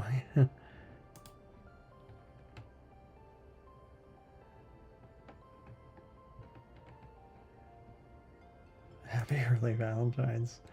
Thanks. So let me pull up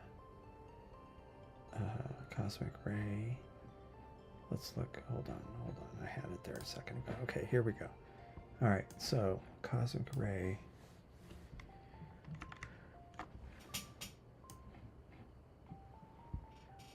What is 10.0.1.107?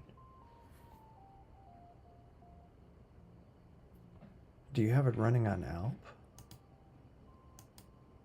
Yeah. Do you is it running on Alp? I mean, do you have Alp running somewhere? Cuz like what's this host?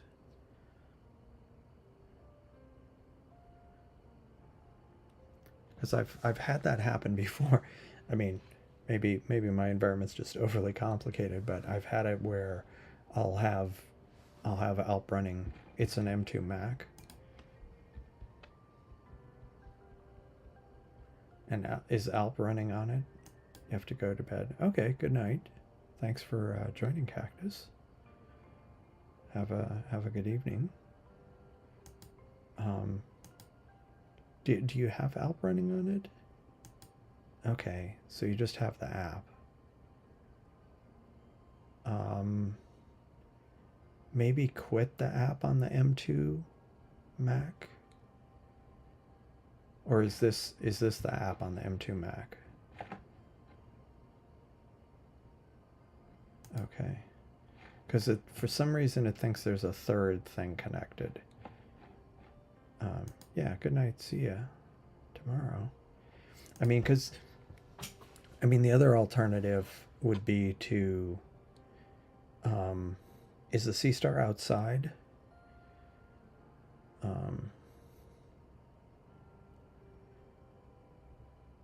Yeah, it's strange. Because for some reason it thinks there's something connected. I mean, I have had it where it gets confused.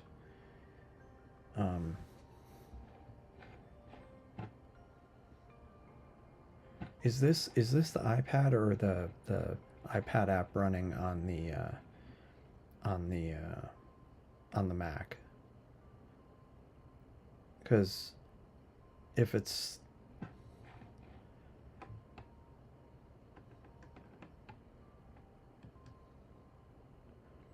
the iPad, if it's the Mac,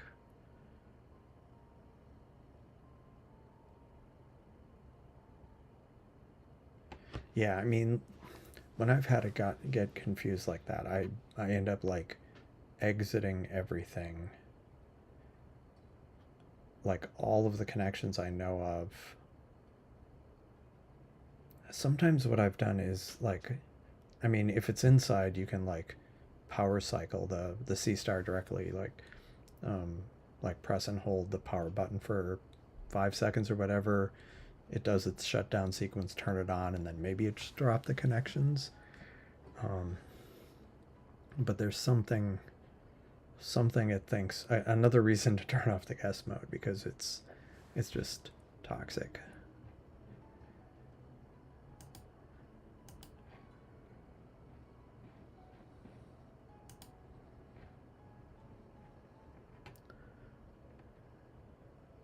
Yeah.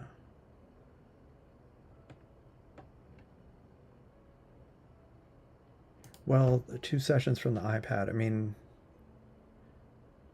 sometimes it'll if you're running the app on the Mac, at least for me, it claims the Seestar thinks it's an iPad.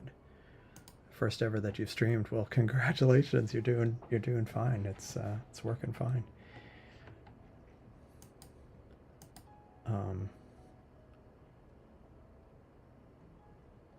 Okay, the M2 Max screen share to Discord. Yeah. Can you force quit the app on your iPad? And let's see if that like updates correctly.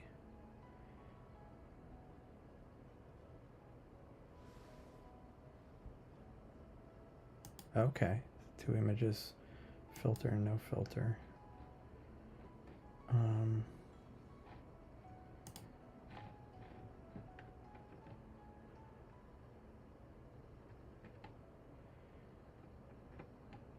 Let's see.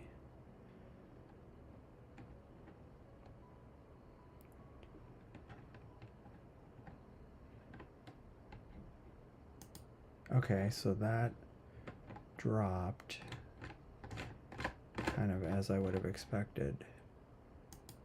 Sorry, I'm pulling up your images. And then so this is Cosmic Ray's image of the, why isn't it, keeps doing this to me where it won't, zoom out.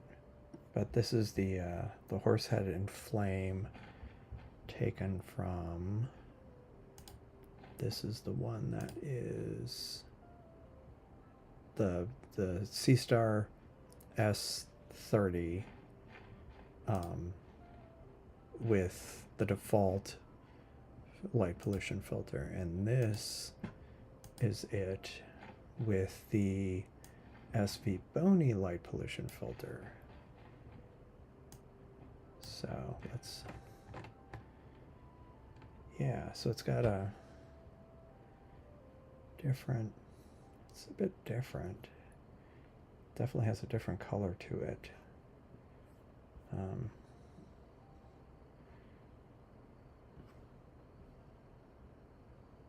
Just trying to see if there's any, like, I mean, I see some differences in the dark here, but trying to see if there's any.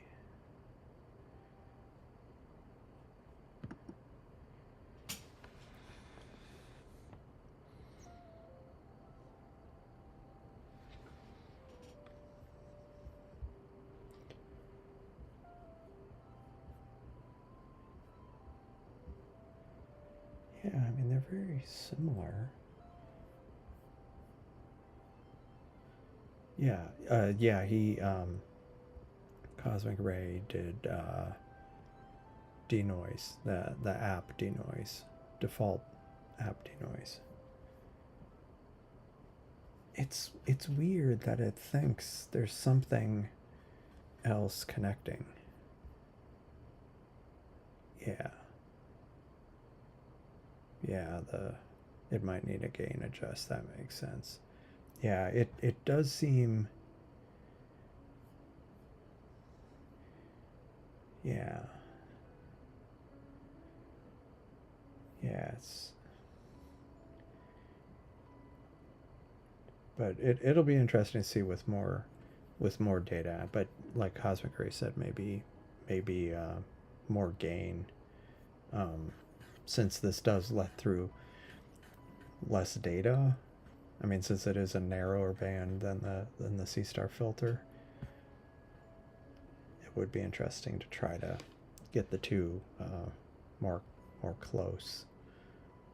And then see what the differences are. But one thing I was looking at, just trying to see if like there's obvious differences in like the stars, like with blooming or something, and I don't think I really see anything.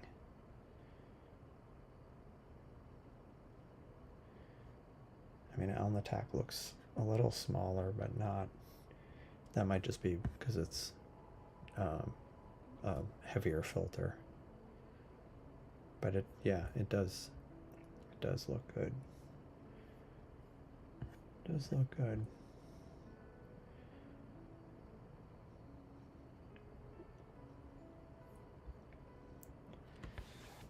So yeah, this is, why does it think there's something there? I wonder if you like, I mean, it would stop the screen sharing, but I wonder if you quit the app, this version of the app. If you quit this version of the app and connect from the actual iPod, um,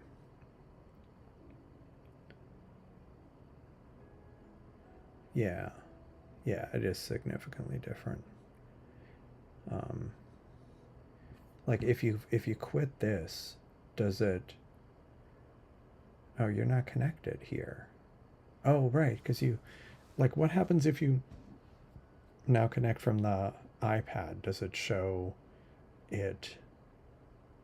Um, does it still say this computer is connected? Man, look at the clouds.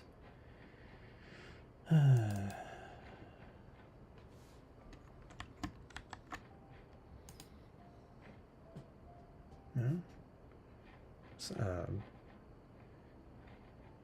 it only reloads when the browser tab is in the foreground, so it kind of was behind, but that's a lot of clouds. I mean, it's frustrating because it's like enough where it's not really feasible to image much.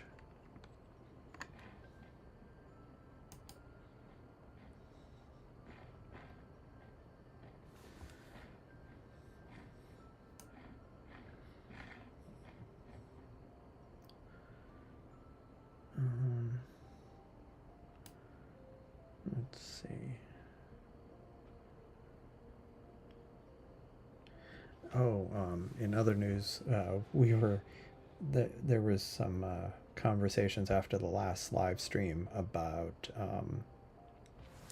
the Messier Marathon, which uh, typically the some of the best times to do it is during the new moon, so you don't have interference from the moon, obviously.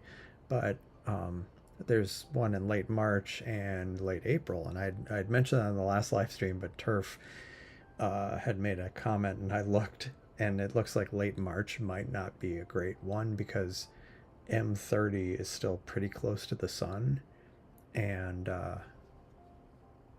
and uh, and so yeah, that's certainly not ideal. But in April, it's a little farther from the sun, so um, maybe the April date is um, will be more ideal. Um, but I'm probably going to do some test runs of it before between now and then. It is so weird. It's still showing um, the two connections. Now, did it show this iPad connection on your iPad Pro? Does it show this connected as a guest?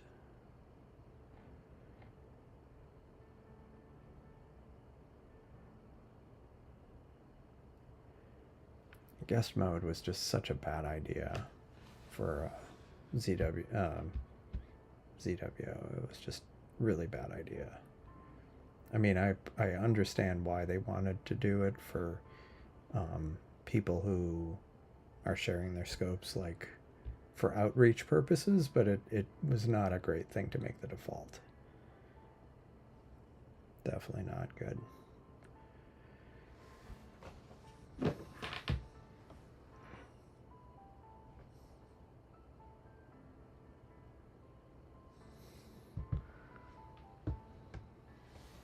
Yeah, neither can control.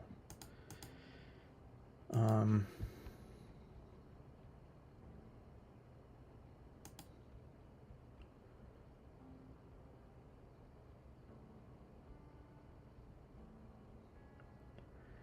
I mean, yeah, I mean it's kind of extreme, but I wonder if there's something. I mean, did you change Yeah, here's another thing. Did you change your Mac's uh, IP address, like the network, where what's that bright thing? Are the clouds really that bright? Jeez. I was just looking at the cloud over here. Um, do you ever did you change the network on the Mac? In other words, like for me, if I've connected, well, again, my network might be overly. I may have overly complicated stuff, but I've found that sometimes if I switch, um, actually, is that a problem I run into? I think that's a problem I've run into where I have like two different SSIDs, one for 2.4 gigahertz and one for 5 gigahertz, and like the Seestar got confused when I was like bouncing between the two, like it thought I had two different computers connected. It's really great with a full moon, but gotta go out and smack it. Yeah, I mean, the fact that it thinks there's things connected to it. Like I say, the only thing I can think of is there's either something still running, like if the iPad app crashed or something, or if you had an Alp instance that somehow is still running on your computer, like in the background, um, or yeah, like the network switching. That was one of the big issues I ran into, um, where for whatever reason the Seestar would insist that I was still that basically two different IPs for the same computer were still connected. Um, and I think the only thing that fixed it was like either switching the network again with the computer or restarting the Seestar. I think those were the only things that I was able to do that would unconfuse it.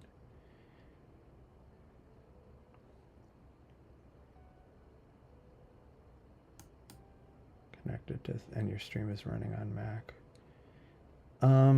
Well, I mean, because I'm doing Alp only generally, and I was using guest mode for a bit, but it was kind of a pain. And once they updated the firmware to get rid of it, I, yeah, don't have it on now.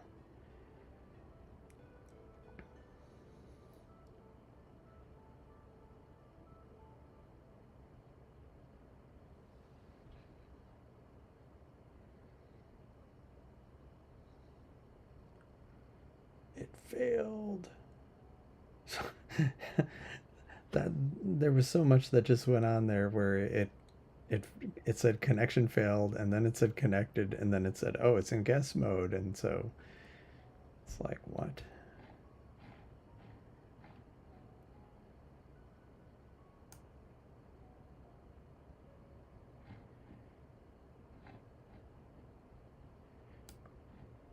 But this on the right is precisely why I want to one of the three main reasons for Starfront. So I think going forward, if the conditions are marginal here, but it's good at Starfront, I'll go live. I mean, unless I've had like back-to-back live streams, but I'll go live and then kind of maybe get things ready in case it clears here. But then otherwise, we can just go with the one. Um, that's my plan. And I'm really looking forward to it. um, it's gonna be great, and it'll be great for the stream because I'll be able to image some things. Uh, it was actually a question Stephen had about how far south can you see. Okay, the Mac's on normal network now. Now what is it?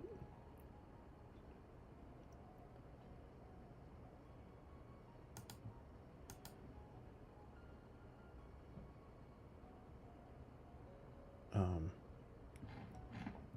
so one thing sorry, I'm just spinning plates here.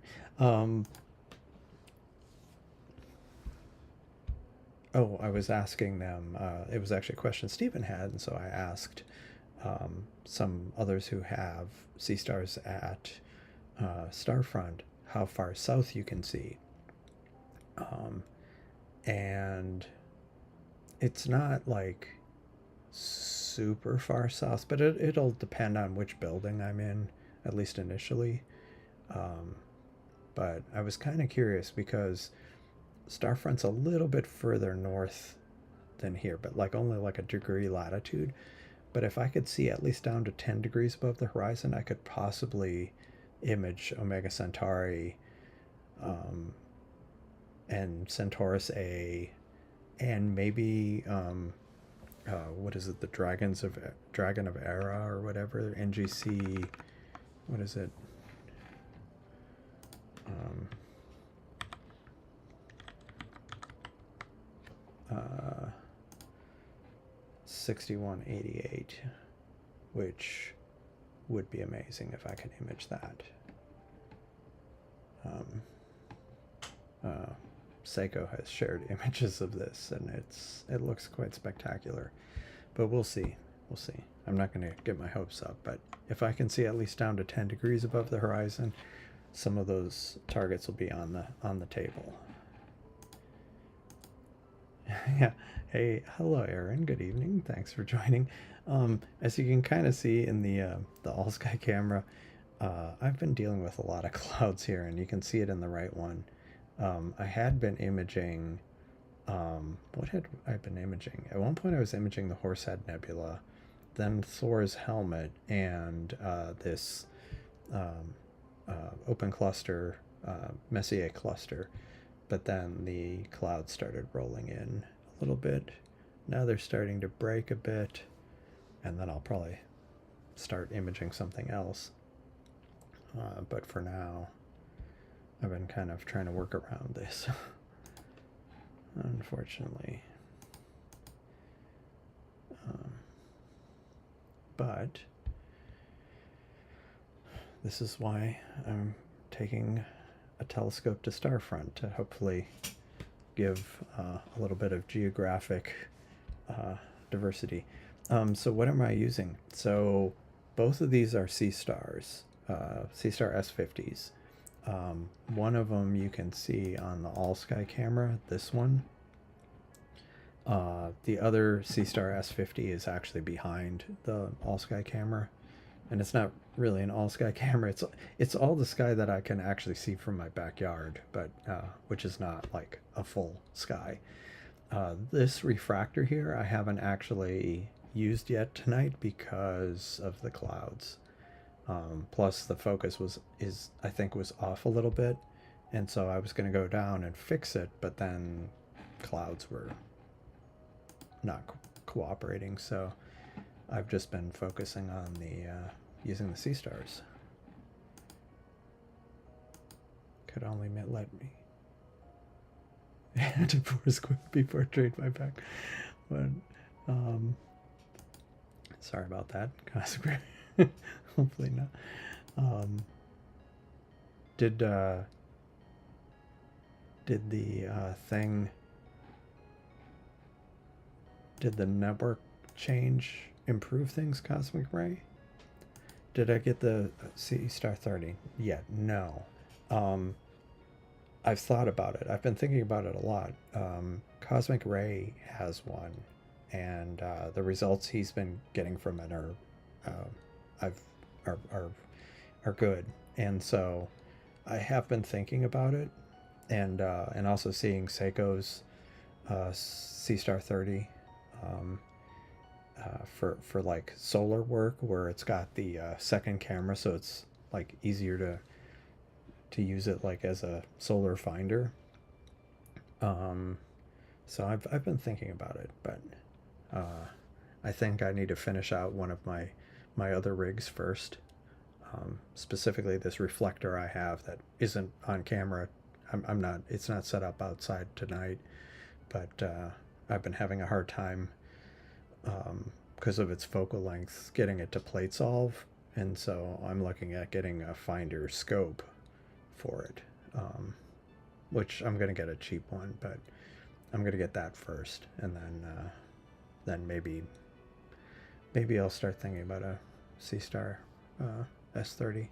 I know Astro Chris, I think, was waiting for his and I was possibly going to check it out when it arrives, because he lives relatively close. Dwarf 3. That would be, yeah, I haven't gotten a Dwarf 3, but I know someone who has one. It looks pretty cool. Now you're gonna have a hole in your backyard. Replace the missing Seestar. Yeah. Go for a 6-pack of S30. Maybe I could build an array of S30s. But again, in my backyard, I don't know. Maybe I'd send them all. Well, no, that would be expensive. I was going to say send them all to Starfront, but that would be expensive. Yeah. Yeah. Once you're out of monsoon season, that'll be cool to see the S30. And see if we can still get it to be piggybacked on another telescope. Someone was actually asking about that on one of the Starfront forums. Not exactly that, but they were asking about mounting their Seestar to an equatorial telescope, and basically when it was parked, like basically one mount, and then when the primary scope was parked, use the Seestar in equatorial mode. Yeah, I should make a video of all my rigs. Just kind of, I mean, yeah, I mean, why not? People do like the behind the scenes or the studio tour or whatever, you know. I could, like, what am I imaging with in early 2022? Because yeah, there's some things that I haven't really shown on camera. Actually, I haven't. I mean, the Seestars I've shown on camera, but besides like this kind of shot of the reflector, and I definitely really haven't shown the refractor, haven't showed the solar telescope that I have on camera.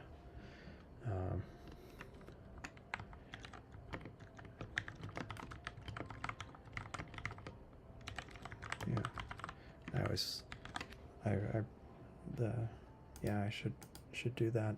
Plus I have like I have an old refractor that had been kind of collecting dust that I'm looking at resurrecting for some purpose. So yeah, that's a good idea. Thanks. Sorry, I'm distracted by video over here, display over here. I'm looking at the all sky camera, and it looks like, is it actually clear, or is this just kind of a fake clear? Quick look at Orion. It may not be visible to me right now, because my skies are so pathologically bad. Yeah, my skies are bad. They're bad in multiple ways, not just light pollution, but Orion's behind a building now. This is kind of a rough outline of my backyard sky, so unfortunately, yeah, that's the current time. It's like a few weeks ago, it wasn't disappearing from view that soon, but now it is, unfortunately. So I'm probably going to do a live stream on Sunday. If the weather cooperates, it's mostly going to be planet themed, but I'll probably image some other things along the way, including Orion, because like I'll run at least one Seestar. Well, I won't have the other one. The other one will be at Starfront, and unless it's already hooked up, I won't be using it. So I'd have one Seestar and like the reflector for planets. So the Seestar I'll use for like imaging other things. So I'll image Orion, but that'll be Sunday. Yeah, the parade of planets, people are calling it. It's kind of a misnomer, because they're kind of scattered across the sky. They are all visible theoretically, except for Mercury, but basically that's what I was going to do, a 2-part stream on Sunday, again, weather permitting, I would start during the day, but it was actually what I was thinking of. I decided to kind of make it a solar system stream and start with the sun, and then once the sun is kind of behind a building, I was going to image Venus because I was able to get some good images of Venus a couple of hours before sunset recently, and because it's so bright, and so long as the telescope's pointing at the right spot, you can get some good images. And so I was going to do Venus, take a break, and then after sunset, I won't be able to do Saturn because it's too low, or it's behind a building, unfortunately. But I'll do Uranus, Jupiter, Mars, the Moon, maybe a comet or asteroid. So that's the plan. Oh, normally runs below 15 degrees. Not used to the. Oh, is it too warm for it? It's you baked it with 30-degree weather. Didn't know what to do with itself. But yeah, unfortunately. But is it actually? No, there's still clouds going through this one. This one looks okay. I wonder if I could try pointing it at something. This is the non-equatorial one, so let's see what we can image with it. It's down here.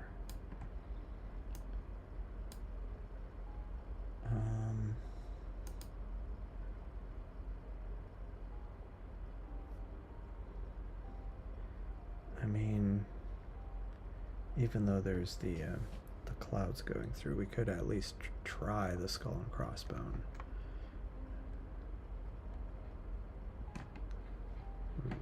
Hard trying to figure out if I'm seeing clouds or if it's just heavy light pollution. I think it's just heavily light pollution, so we'll try this.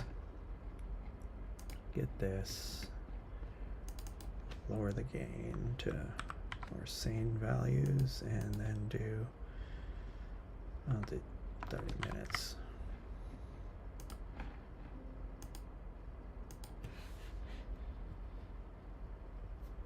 That is weird.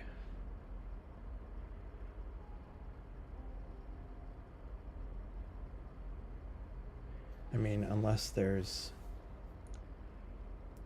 again there's something on your Mac. Maybe your Mac needs to be rebooted.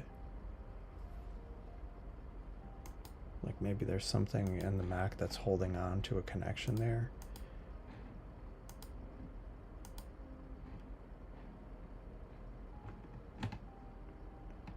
Now this seems clear, so hopefully it's not a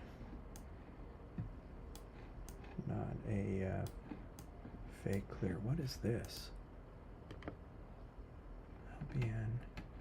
Is this worth looking at? No. That's faint.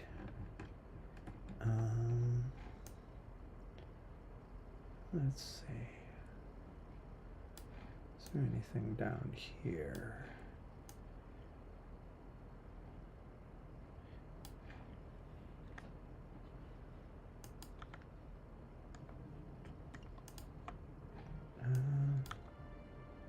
M3 is not quite visible.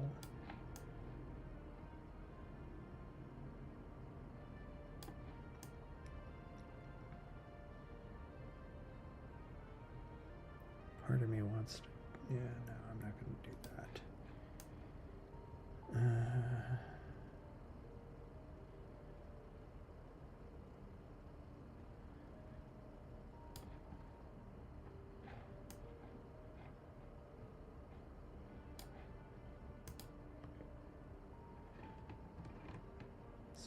Wow, there's a lot of galaxies there.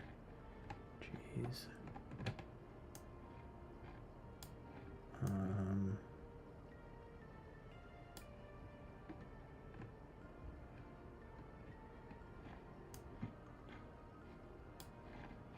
Little pinwheel. It's probably too little. That's kind of cute, but probably too Oh, and there's the Linda asteroid.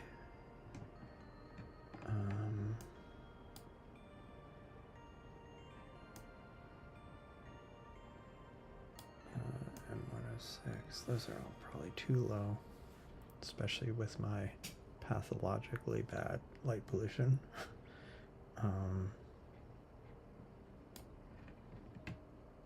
Silver needle's kind of cool. Eye of Sauron. That's, yeah. Maybe I'll do silver needle. How high is that? Yeah, that's reasonably high. Let me try that. Oh, hey, it's actually returning something. Is this all sky camera not refreshing?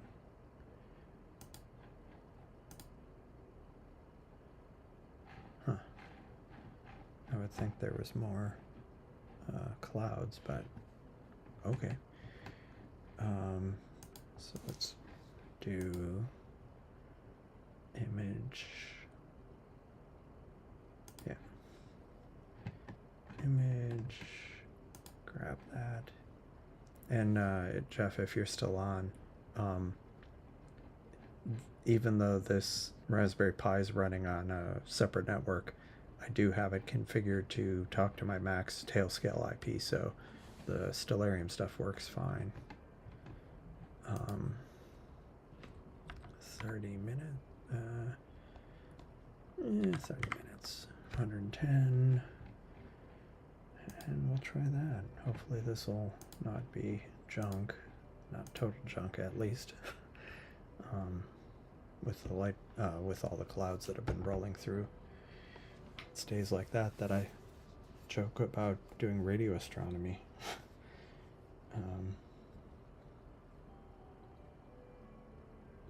Oh, that's funny.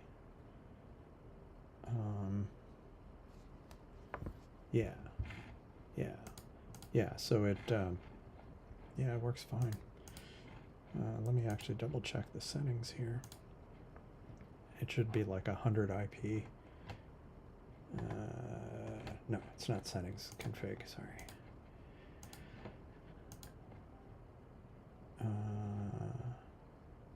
Oh, that's interesting. How is that even working? I know I've done it with the port, but this is like on a totally different network.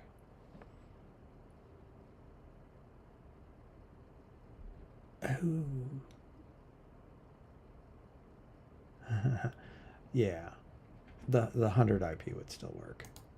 But I'm doing some other thing with egress in tailscale, so it's still like going over tailscale, but it's still finding the Mac.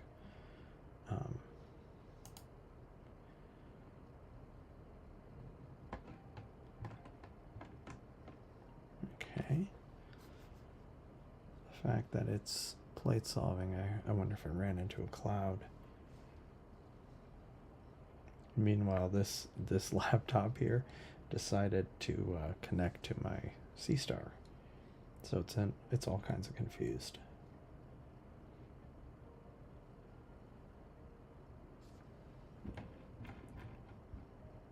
Yeah, both show up.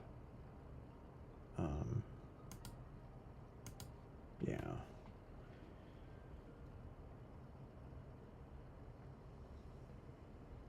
Let's see if this works. And the fact that it's... Oh, dang it.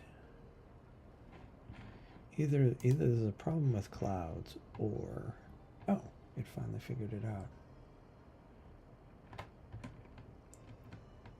Oh yeah, see, there's clouds there.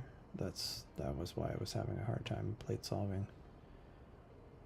So that might not be a great image, but we're making do. Again, radio astronomy goes through clouds. Just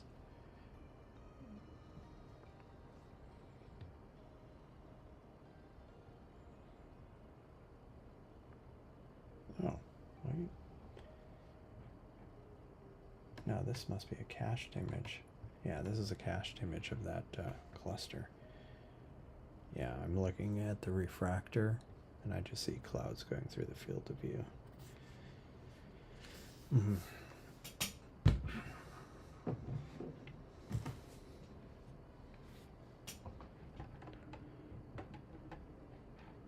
It's not off to a great start, but if you look at where the clouds are headed, it's headed towards the where the Seestar is pointing.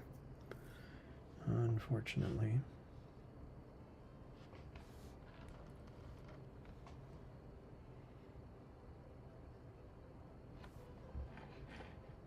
On the killer asteroid looking for movement.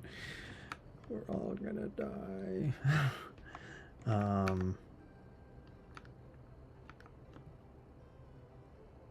What is it? What am I looking for? Yeah, the what do you call it? Don't go looking. Don't go imaging killer asteroids and then watch the movie Don't Look Up.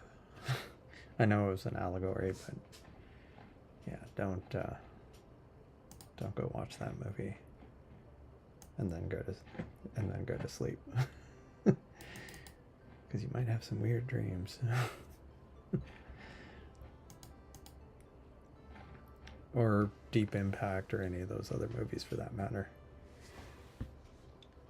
Yeah, one thing Jeff and I both separately were doing when there was a near-Earth asteroid that got, not super close, but because it was like like a million miles away or something, it was moving at a fairly good relative speed, where over like 2 or 3 hours, it kind of almost went the entire width of the Seestar's field of view. And so even after a few minutes, you could see a star that was starting to get elongated, and that was the asteroid. That was really cool.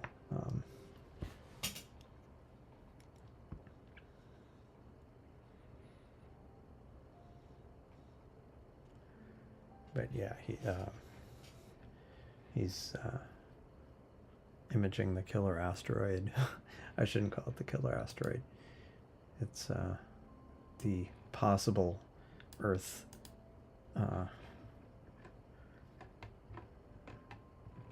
okay, this finally got 2 frames with this drop rate. I may have to go pick another target because this is not doing well.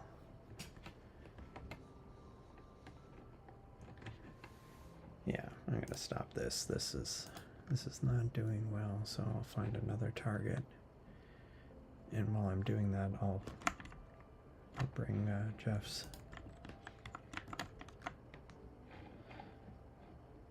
It's below the bright one in the middle.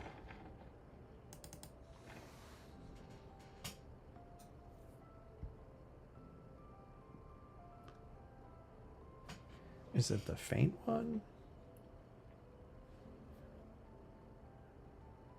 Or is it a brighter one? Is it making a line yet? Yeah, movement is fine so long as it doesn't get bigger. Yeah. Oh, not visible. Okay. Okay, cool. Yeah, so long as it doesn't get bigger.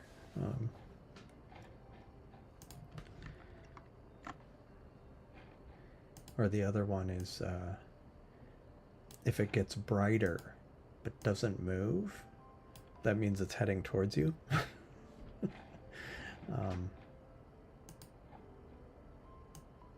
Which does happen with like meteors sometimes, where if the shooting star is kind of more towards your line of sight, then it could just not seem to go very far from your point of view because it like was heading right to you, towards you. So let me bring up Stellarium and see what other things I can point that other telescope at, since it's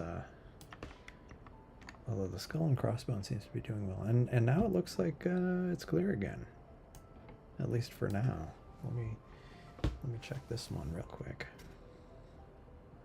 No, on the refractor I still see some clouds going through. I really need to get a autofocus on that. Oops. Let's see, what else can we image here? All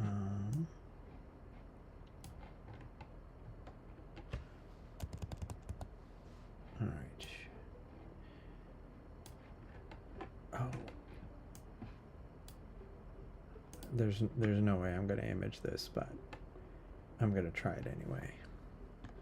How are we on?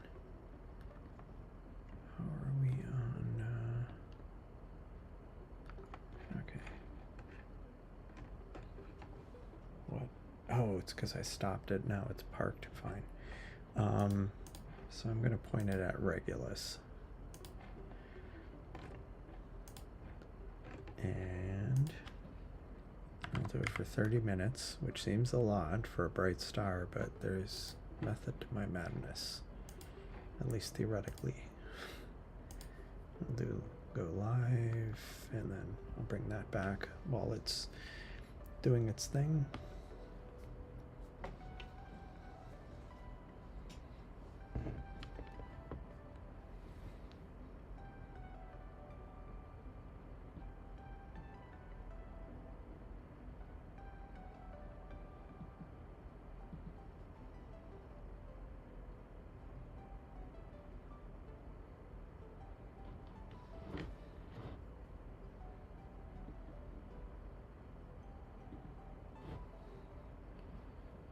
All right.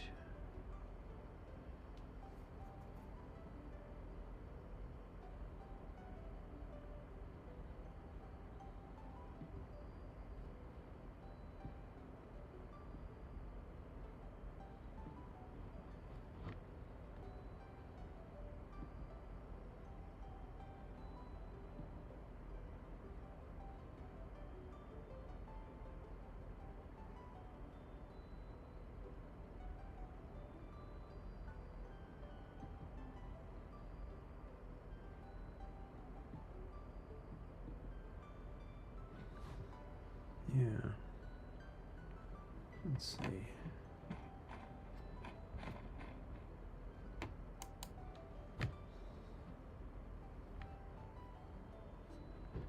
Are there still clouds going through the field of view? That's annoying.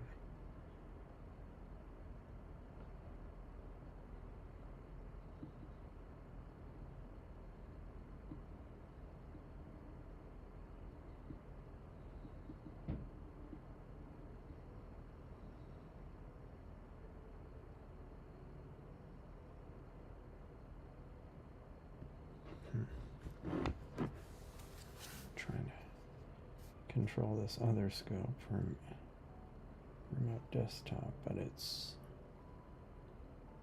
not. Oh, keeps changing networks on me.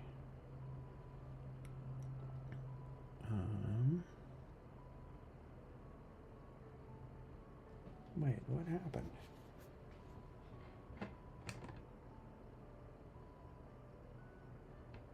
Wow.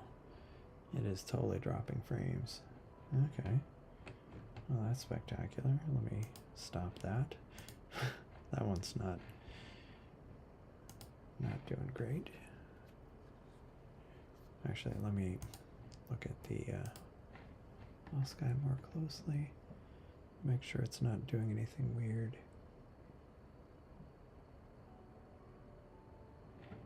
Yeah.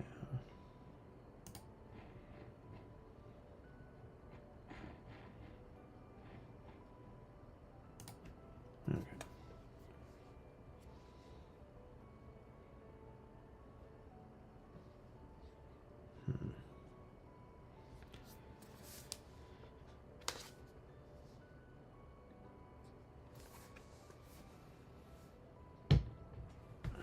I'm gonna try this on this computer. Trying to connect the mini PC.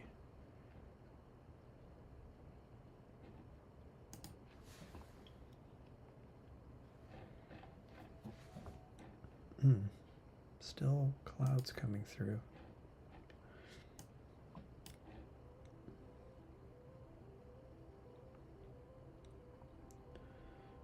It's weird because, like, if you look at the all-sky camera, it's just at the far left of the field of view. There's some clouds, but that's what the refractor is pointing at right now. Although maybe they're getting out of the field of view.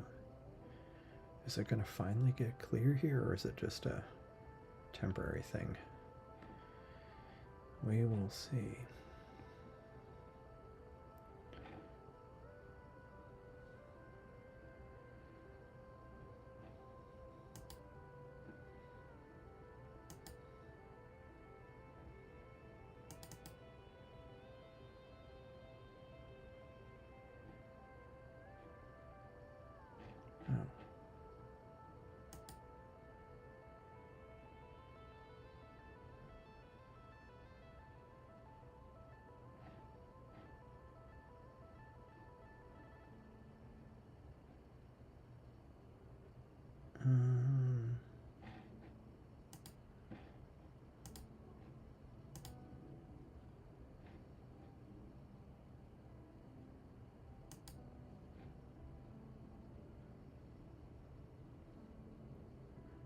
I wonder, I hear a jet. I wonder if it's going to fly through the all-sky camera.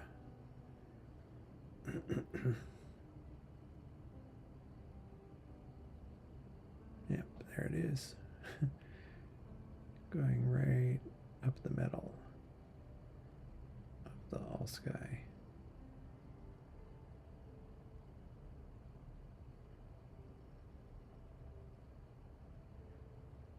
All right.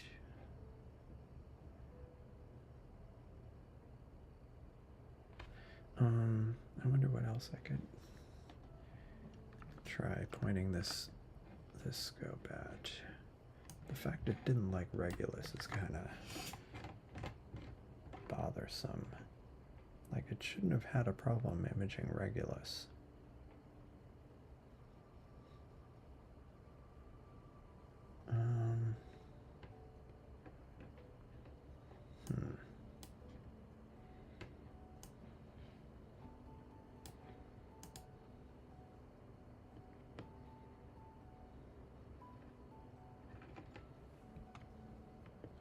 Maybe I'll try. I'll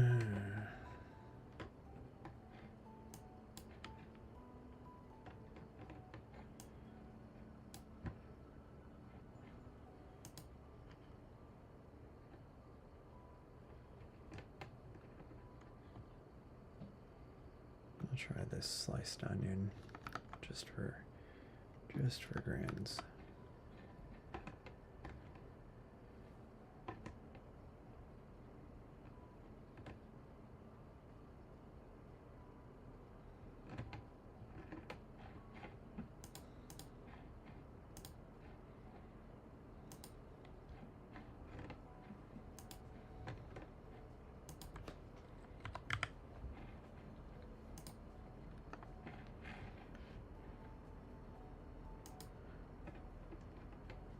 Looking at the Messier M30s below 10 degrees in March and around 20 in April. Okay. Yeah, that makes sense. Yikes. It gets to 1 degree in the sunrise. Yikes. Yeah, so that might be in April. Might have to do it in April then.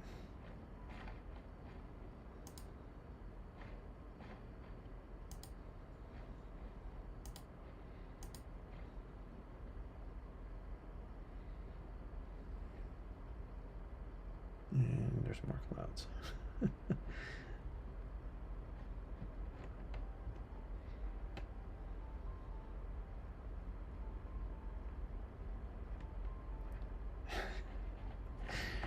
Man, these clouds just won't quit. Although this is turning out pretty well, even in spite of the clouds. Milky Way arch panorama in March. That would be cool. That would be really cool. I still need to do try to do a good Milky Way arch. I have like a star tracker, a very compact, one of the Move star trackers. I need to try that on a panorama.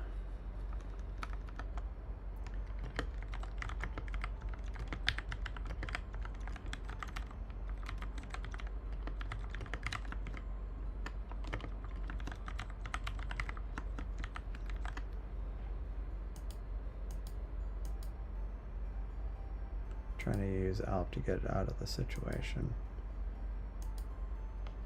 Did you end up restarting your Mac?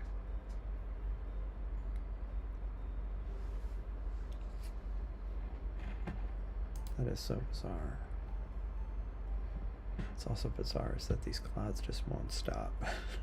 Oh my gosh. Visual bingo cards from Messier. Yeah, I mean, like there's grids you can get of all the Messier objects, so you can kind of build them up. I have some thoughts on that. That might be something to talk about next week. Yeah, M30 can be the free spot, exactly.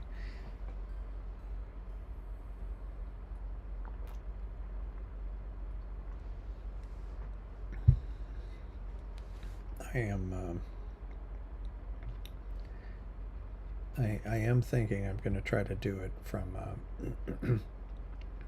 the Messier Marathon from Starfront, and kind of maybe even program it, schedule it, and run it, but then, you know, maybe I'll be somewhere else, like not in my backyard, and try to do the Messier Marathon at the same time.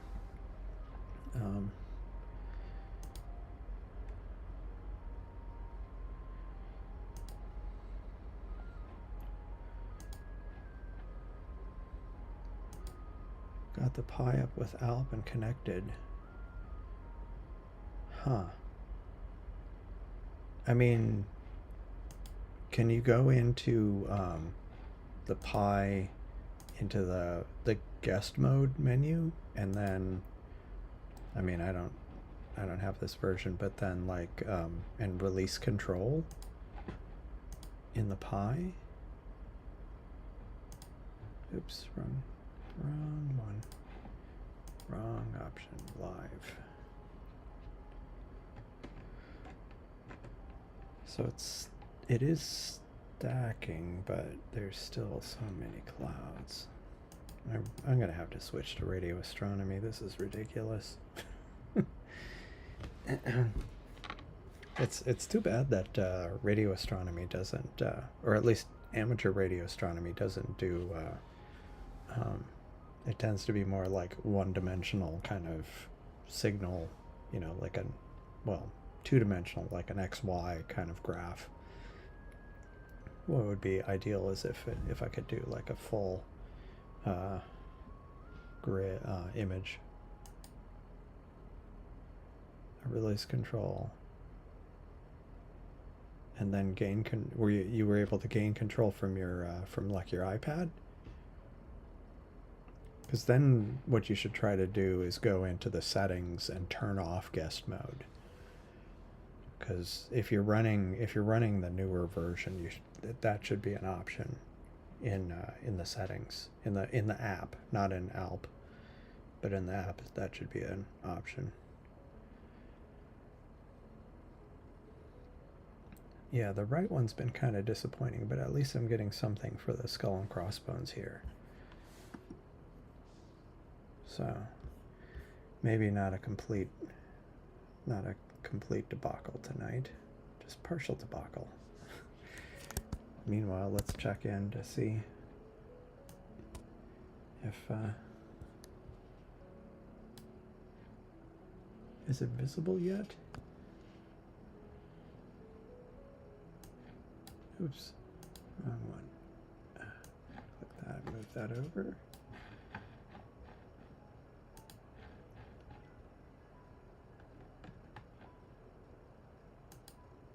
Can you set up a box like you have for the All Sky for the guest telescope?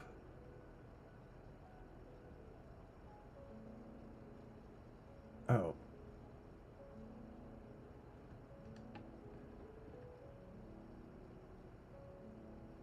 Is that addressed to me? Web page on Mac looks promising. Cool. Okay, can't see it yet. All right.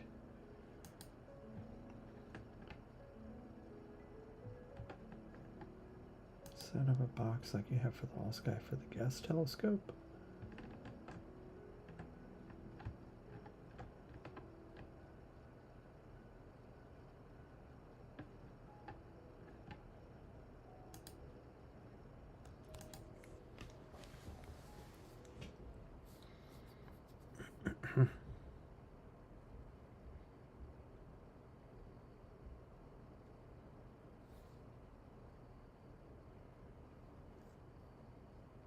Oh, I think I now I understand. Sorry.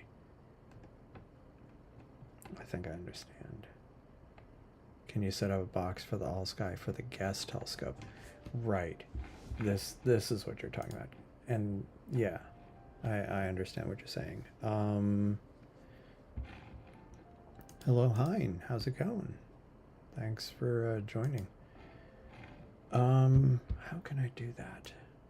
I actually had been thinking about that, but how can I? Let me see if I can do this. Okay. This might be tricky, but might not actually. So let's go.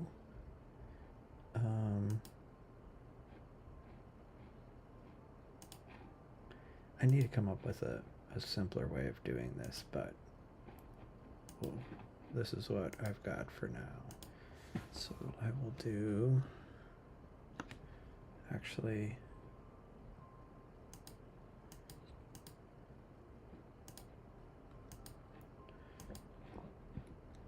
okay.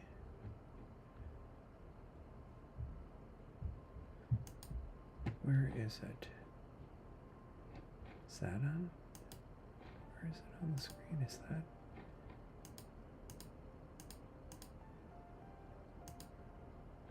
Is that all it is? That is weird. Hold on. Oh, interesting. All right. Discord.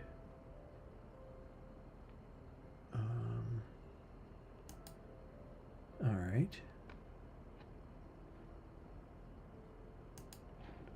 Okay. Yeah, that's a good point. Let me see if I can do this. Oh, that's interesting. See, this might be problematic, but we'll figure it out.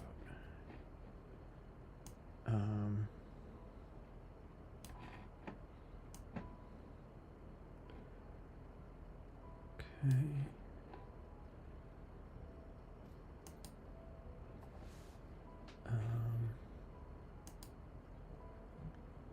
Okay, so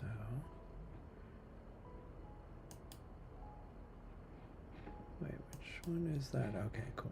So I can now shrink it, and I can, oops, I can crop this a bit, and I can crop this a bit, and this, and this, and scale it a little bit, and I can put it right there. Well, maybe I'll even do that, and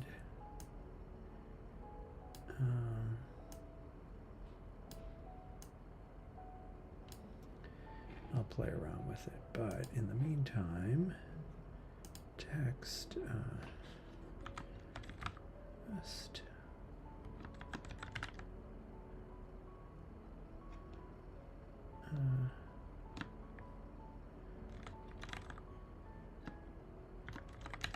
okay. All right.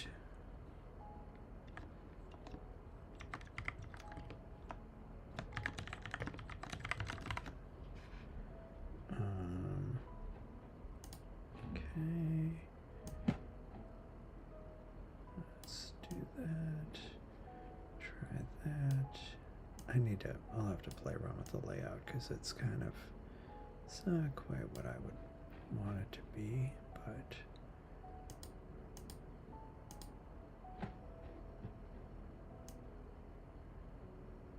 Put that. Yeah, I don't know where to put the label. Maybe like that. Yeah, yeah, they are.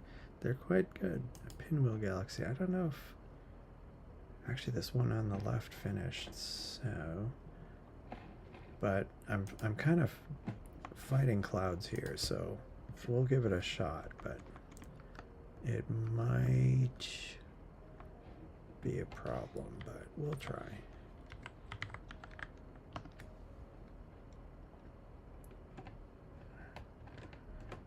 Yeah, that should be high enough. So, although the only difficulty is this one is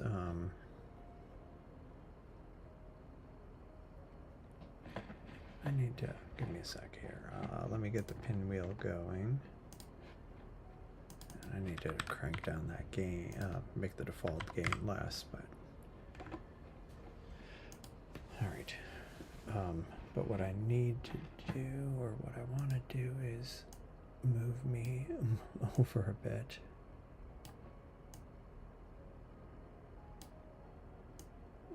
Oops.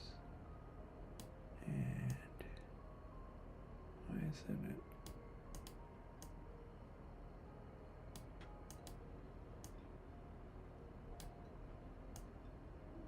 There we go. And make this a little smaller, maybe.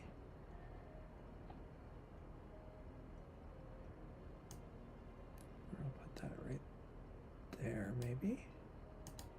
How's that? Probably also get rid of that, but then make it bigger.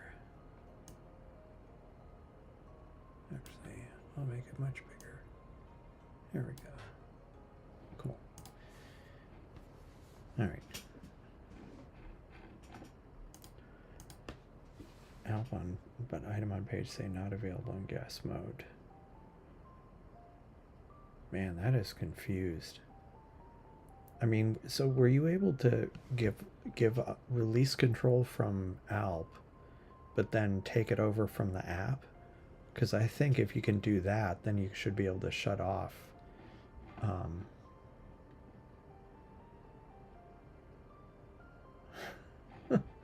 You should be able to shut off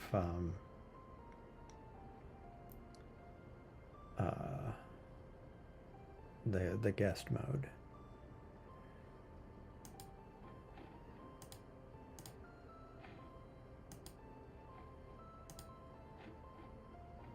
Ugh. Are these clouds?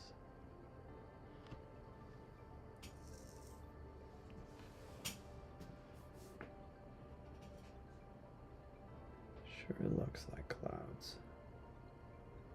Man, this is just, it is just cursed. What is interesting is I am able to get, it's not even like updating.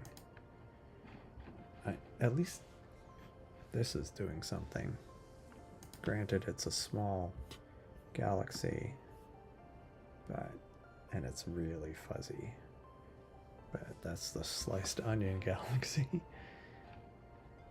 I don't know what's going on with this one.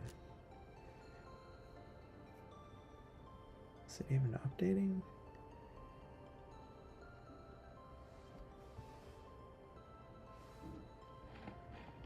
Doesn't even seem to be updating.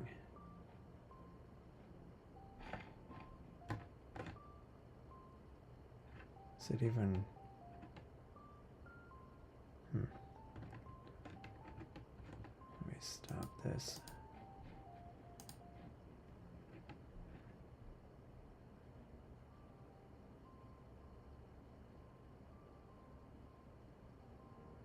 Is it a cloud or is it? Yeah, it's a cloud. Dang it. Yeah. Theoretically, it should be pointing at the galaxy right now, but we've got more clouds. That is a major bummer. Yeah, so what's funny is I had mentioned earlier I was multi-streaming to Twitch, but I hadn't really gotten much in the way of views there. I don't have many followers on Twitch. But what was funny is there is a first time chat from someone. It's a spam chat. Lovely. Gonna let the asteroid image run till 4 in the morning. That's cool. Yeah. Good night. Good night, Jeff. Thanks for joining. Appreciate it. And we'll chat later.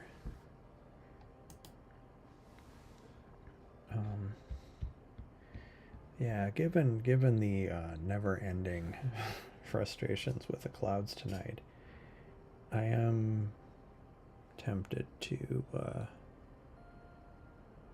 call it a night, just because I'm like having a real hard time with everything tonight.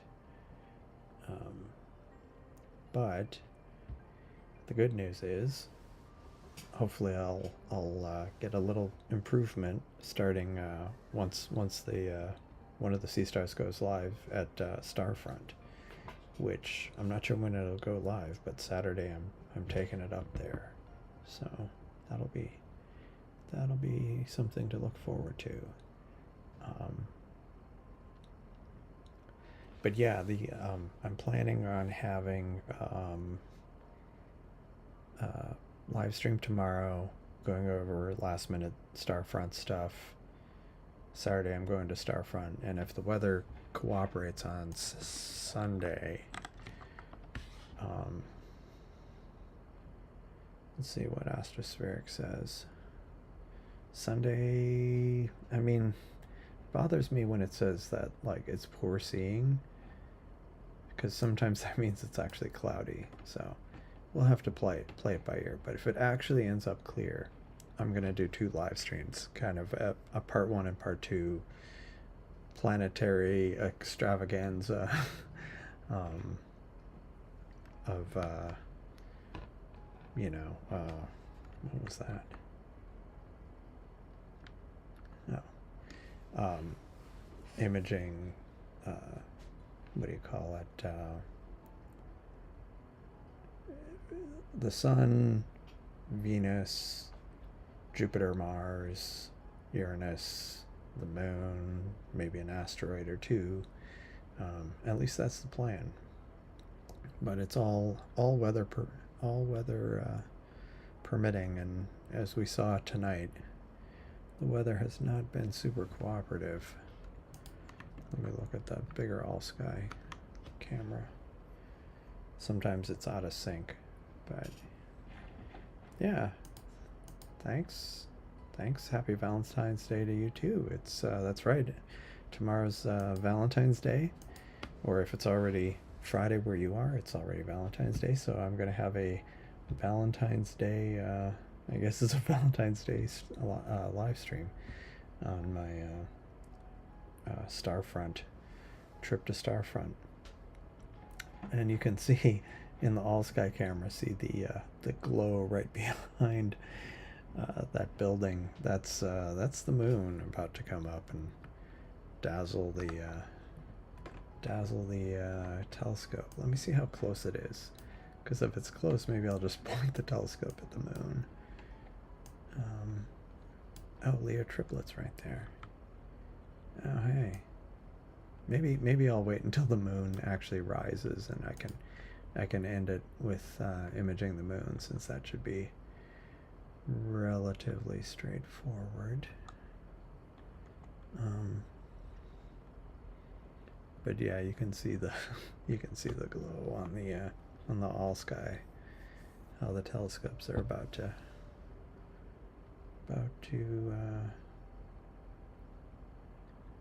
get the moon. Oops.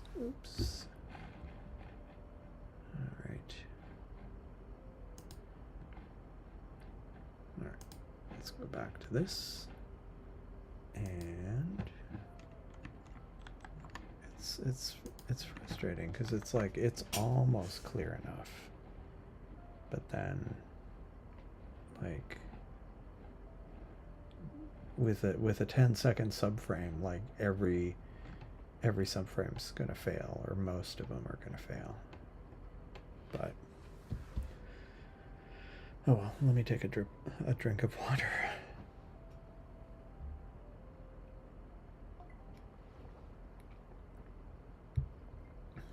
All right.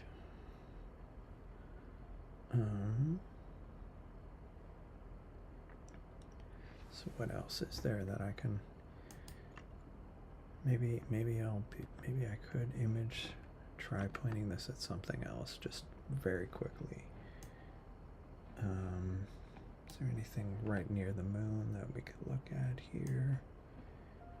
There's a ton of galaxies, but they're all probably too faint.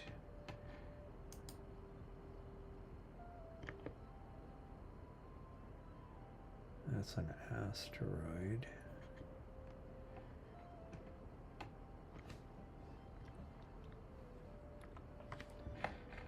No, M1 was an easy target last night. That's cool. I'm afraid M1's probably, I think it's behind a building for me now. As always.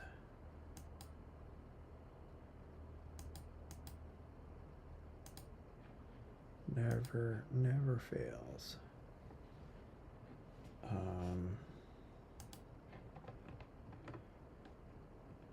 Let's see. Oh wow, this is already up. Let me try.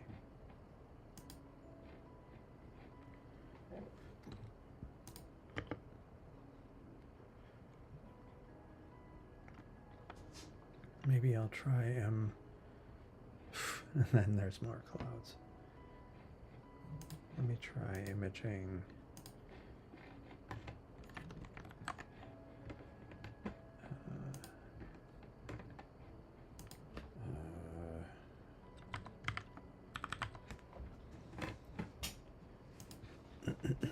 Maybe it's high enough in the sky that the clouds have moved past.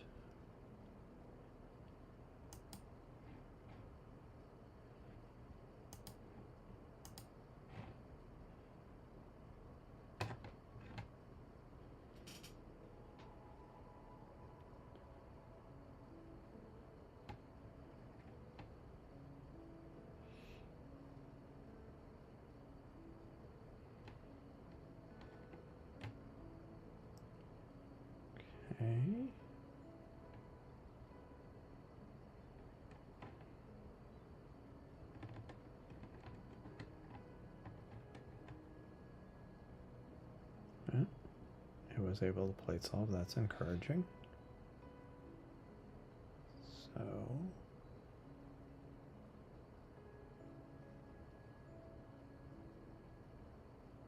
and first one failed. This is the Seestar that's not in view. It's behind the all-sky camera, so you can't actually see it.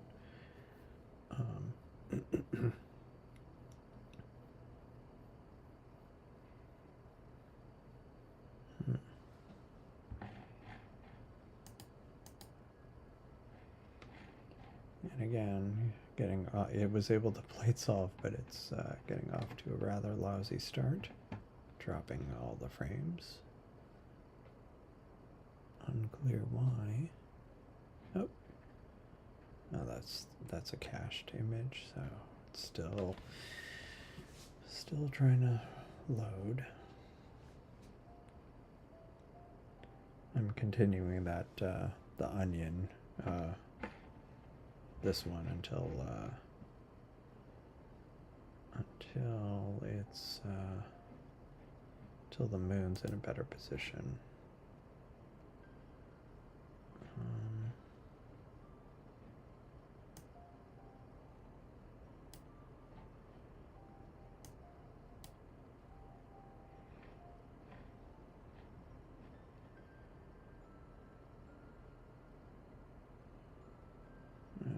see.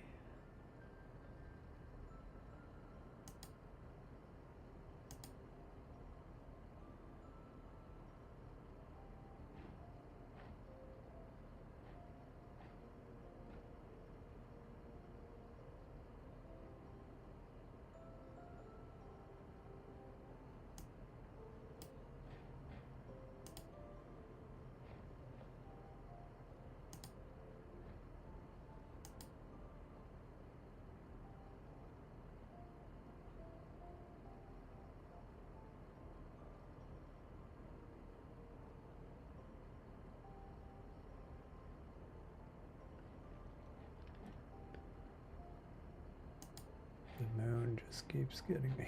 This is just rejecting like crazy. How's this one actually doing? Wow, it's mostly dropping frames. But it is still making some progress, so that's good. Not a ton of progress, but it's progress nevertheless. This one is making no progress. And I have no idea why.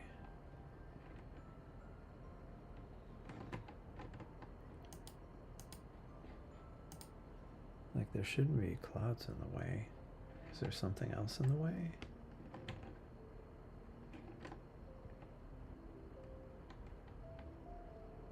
Yeah, there's something else in the way. Not sure what is. Oh, is it pointing at...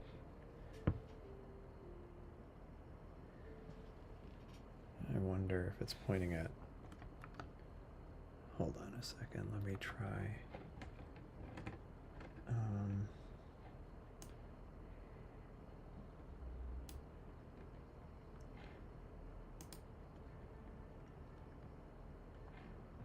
Let me try imaging this. This might have better luck. Okay, 30 minutes, 110, and go, and live view.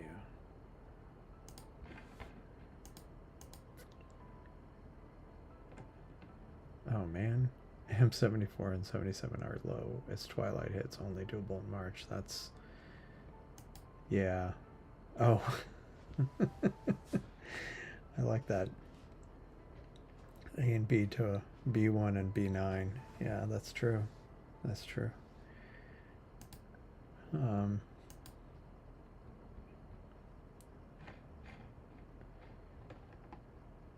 Okay, we'll see if this has better luck with imaging. We can always hope. Will it drop the first frame? And it dropped the first frame. I don't know what's going on with this. It's been able to image things, but maybe it's just the I don't know. Maybe because that other Seestar is so low, maybe these telescopes are messing with it. I think this one already is in the this one might already be catching the moonlight, like the what do you call it, the all sky cameras, like a few feet lower than the top of this. So is that already catching? It's already catching the light from the moon, I think, or about to.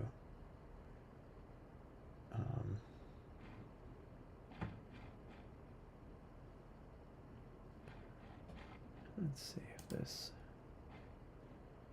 Oh, it was able to get a couple of frames. Okay, this one finished. So...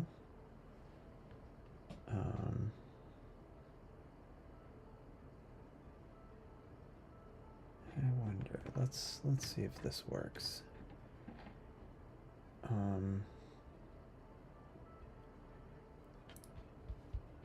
Will it work? Not sure if it will, but we'll try.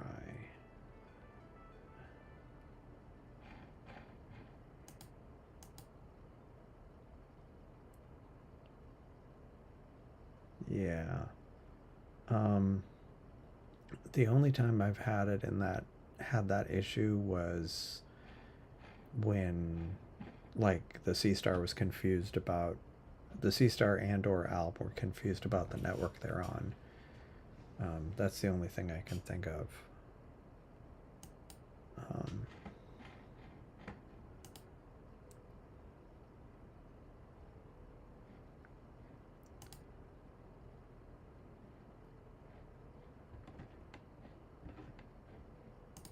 See if this actually works. We will try. Oh.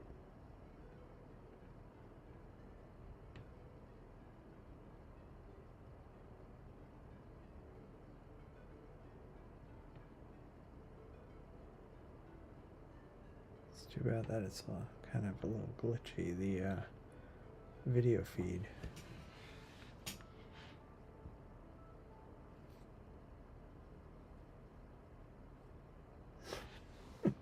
It's just randomly pixelating. Oh, this is actually started stacking stuff. What do you know? And hey, we got a galaxy here.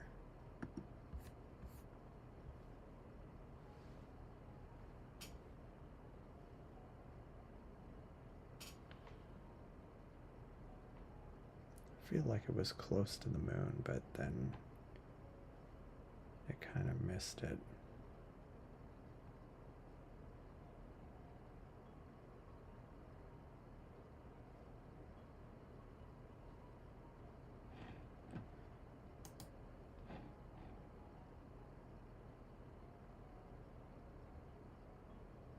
Maybe it's not visible yet, actually.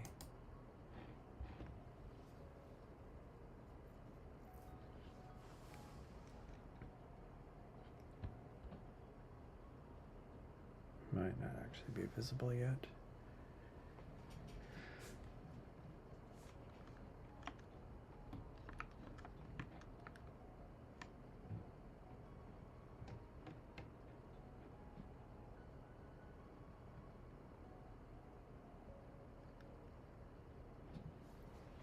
Yeah.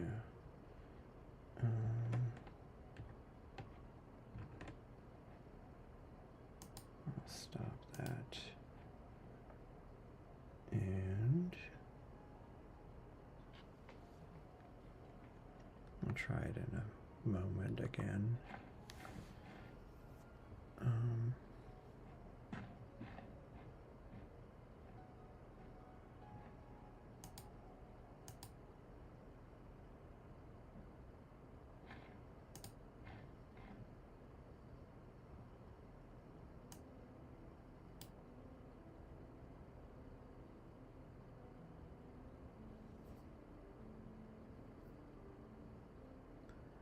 Yeah, definitely once the all-sky camera can see the moon, both telescopes will be able to see it.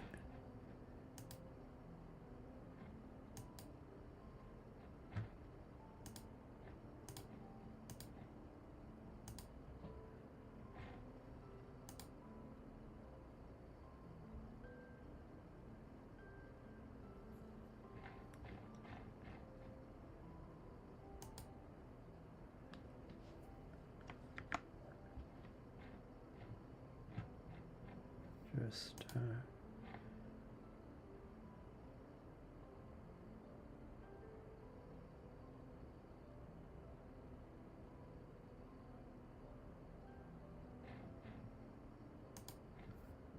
yeah, I really need to get the autofocuser working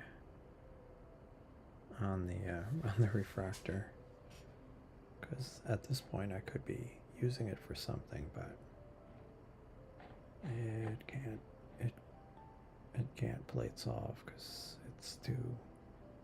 it's out of focus a bit.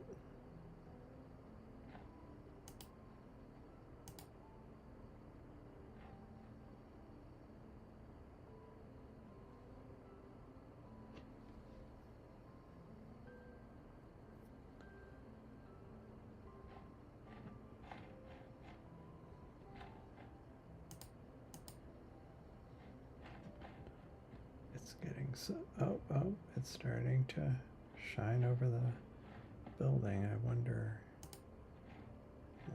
if I can go to this right now. Let's try that again.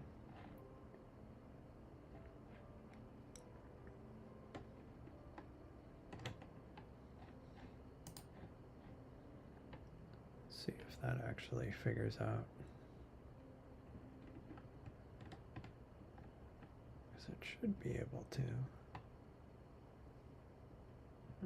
Oh, close. Maybe. Like you can see the brightness. So it's like it's near it. Come on. It's almost there. There we go. There we go. Nice. It's kind of glitching, but at least it's there. There we go.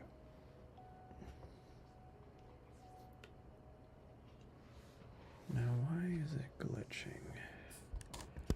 Let me look and see.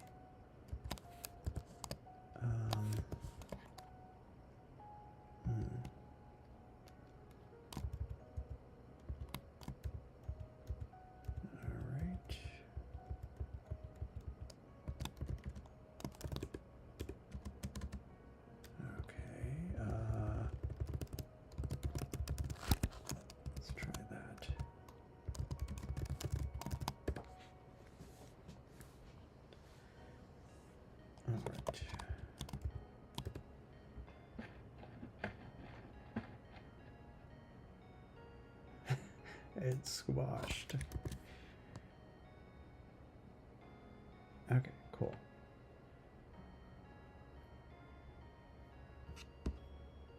Yep, so it's live. I made a parameter change, so well, that's cool. At least we are able to image one thing tonight. That's turning out well. I'll end with the moon. Yeah, so if you haven't liked the video, go ahead and like the video, like and subscribe, join the Discord if you haven't already. We will be, I will be streaming tomorrow night, kind of doing, it won't be live observing, but I'll go over kind of all the stuff that I'm going to put in a box and drive up to Starfront. So the telescope, the network, power surge suppressor, little odds and ends of the telescope that that's actually being used to image the moon here. That's going to be going to Starfront, and so the next time I image something will be with that telescope. Will be from Bortle 1, so that'll be great. And then, like I say, Starfront on Saturday. No stream on Saturday, but then Sunday, hope weather permitting, a planetary extravaganza or something. At least as many planets as I can reasonably image. Oh, you got the S30 out of guest mode just in time for me to wrap up the stream. What did you end up doing? Or did you just kind of poke at it until it came to its senses? Because it seems like that's what I've had to do in the past. It's very frustrating. But you should definitely be able to turn it off. Maybe not tonight, but yeah, poke. That's pretty much what I ended up doing, because like there was a few times where I'm like, why is it so confused? It's very frustrating.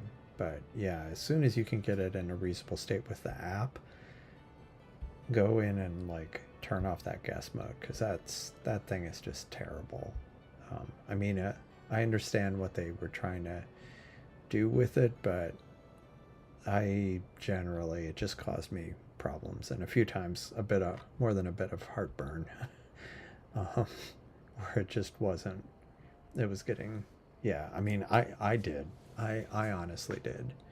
I mean, I think if you just connect with your phone, it's probably fine. like directly to it, but if you do, like I say, I just would switch networks and it would get confused. And like networks at my home, and yeah, and the sea, like sometimes it was. I'm pretty sure it was the Seestar. It wasn't like I didn't even have Alp running, and it was confused. Um, yeah, it was definitely confused more than a few times. Um, but I'm glad you got it. Glad you got it. At least temporarily unconfused. But as soon as you can, definitely I would recommend turning that thing off, because I was once they had the release where it was an option to turn off. I turned it off because it just was just not a good experience to have it on. Um, I'm just going to check something really quick here before I sign off for the night.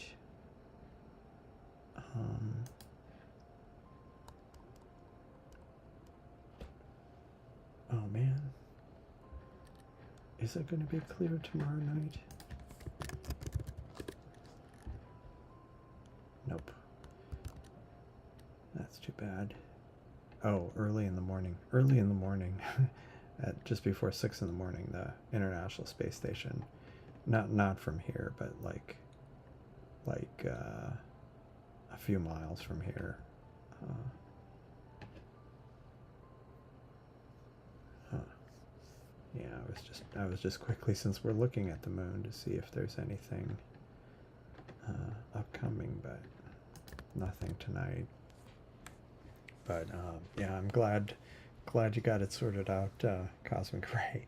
Sorry that's been it was such a pain for you. Because but to be honest, I've been through it too. It was like I finally got to the point where it wasn't a problem, but mostly that involved not running the app at all and just running Alp. But it was certainly a major hassle. Um, but yeah, so keep an eye out for those streams, and yeah, just system alert. Yeah. Um, I'm going to like I say, for supporters, I'm going to do a brief message at Starfront. So keep an eye out for that. I mean, it'll probably go out as a notification. So, yeah, I'm trying to think. Oh, yeah, and of course, Jeff, I think went to bed, even though he's still sharing below me the imaging an asteroid. We're attempting to, the one that's might collide with Earth in 7 years or 8 years. But thanks to Jeff for the super chat. I really appreciate it. It does help, and it's also part of the reason all the support, liking, subscribing, watching the videos, and the direct support from Seiko and Astro Chris and Jeff and everybody else has also helped make this little adventure to Starfront possible, or at least made it happen sooner than I originally had planned on doing. So, yeah, see, member. Well, yeah, I mean, it's I'm gonna do a brief like message there, but I'm also going to what do you call it? I'm gonna do a video of my journey, as it were, and I'm also gonna, I think I'll post it on Discord as well. So, but you know, any support is I appreciate it, but don't feel the need. And like what is it? Seiko was suggesting I could do like a member first thing, where it ends up becoming public. But I'll sort it out. I'm kind of kind of figuring this out as I go along, but I do appreciate everything, and I think I will leave it at that. And of course now it seems like there's no clouds. Just in time for, it was supposed to be like this a few hours ago, but oh well. At least we'll get a nice image of the moon.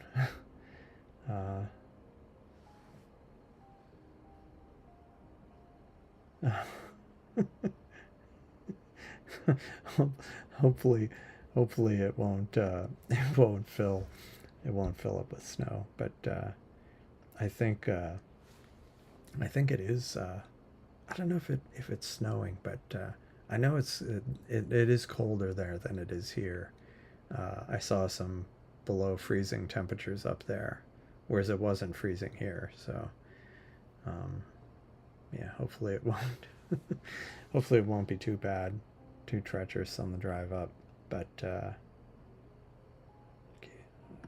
hopefully it'll be smooth drive up.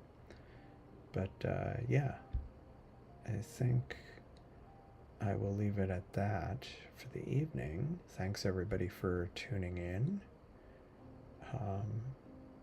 And clear skies, I guess.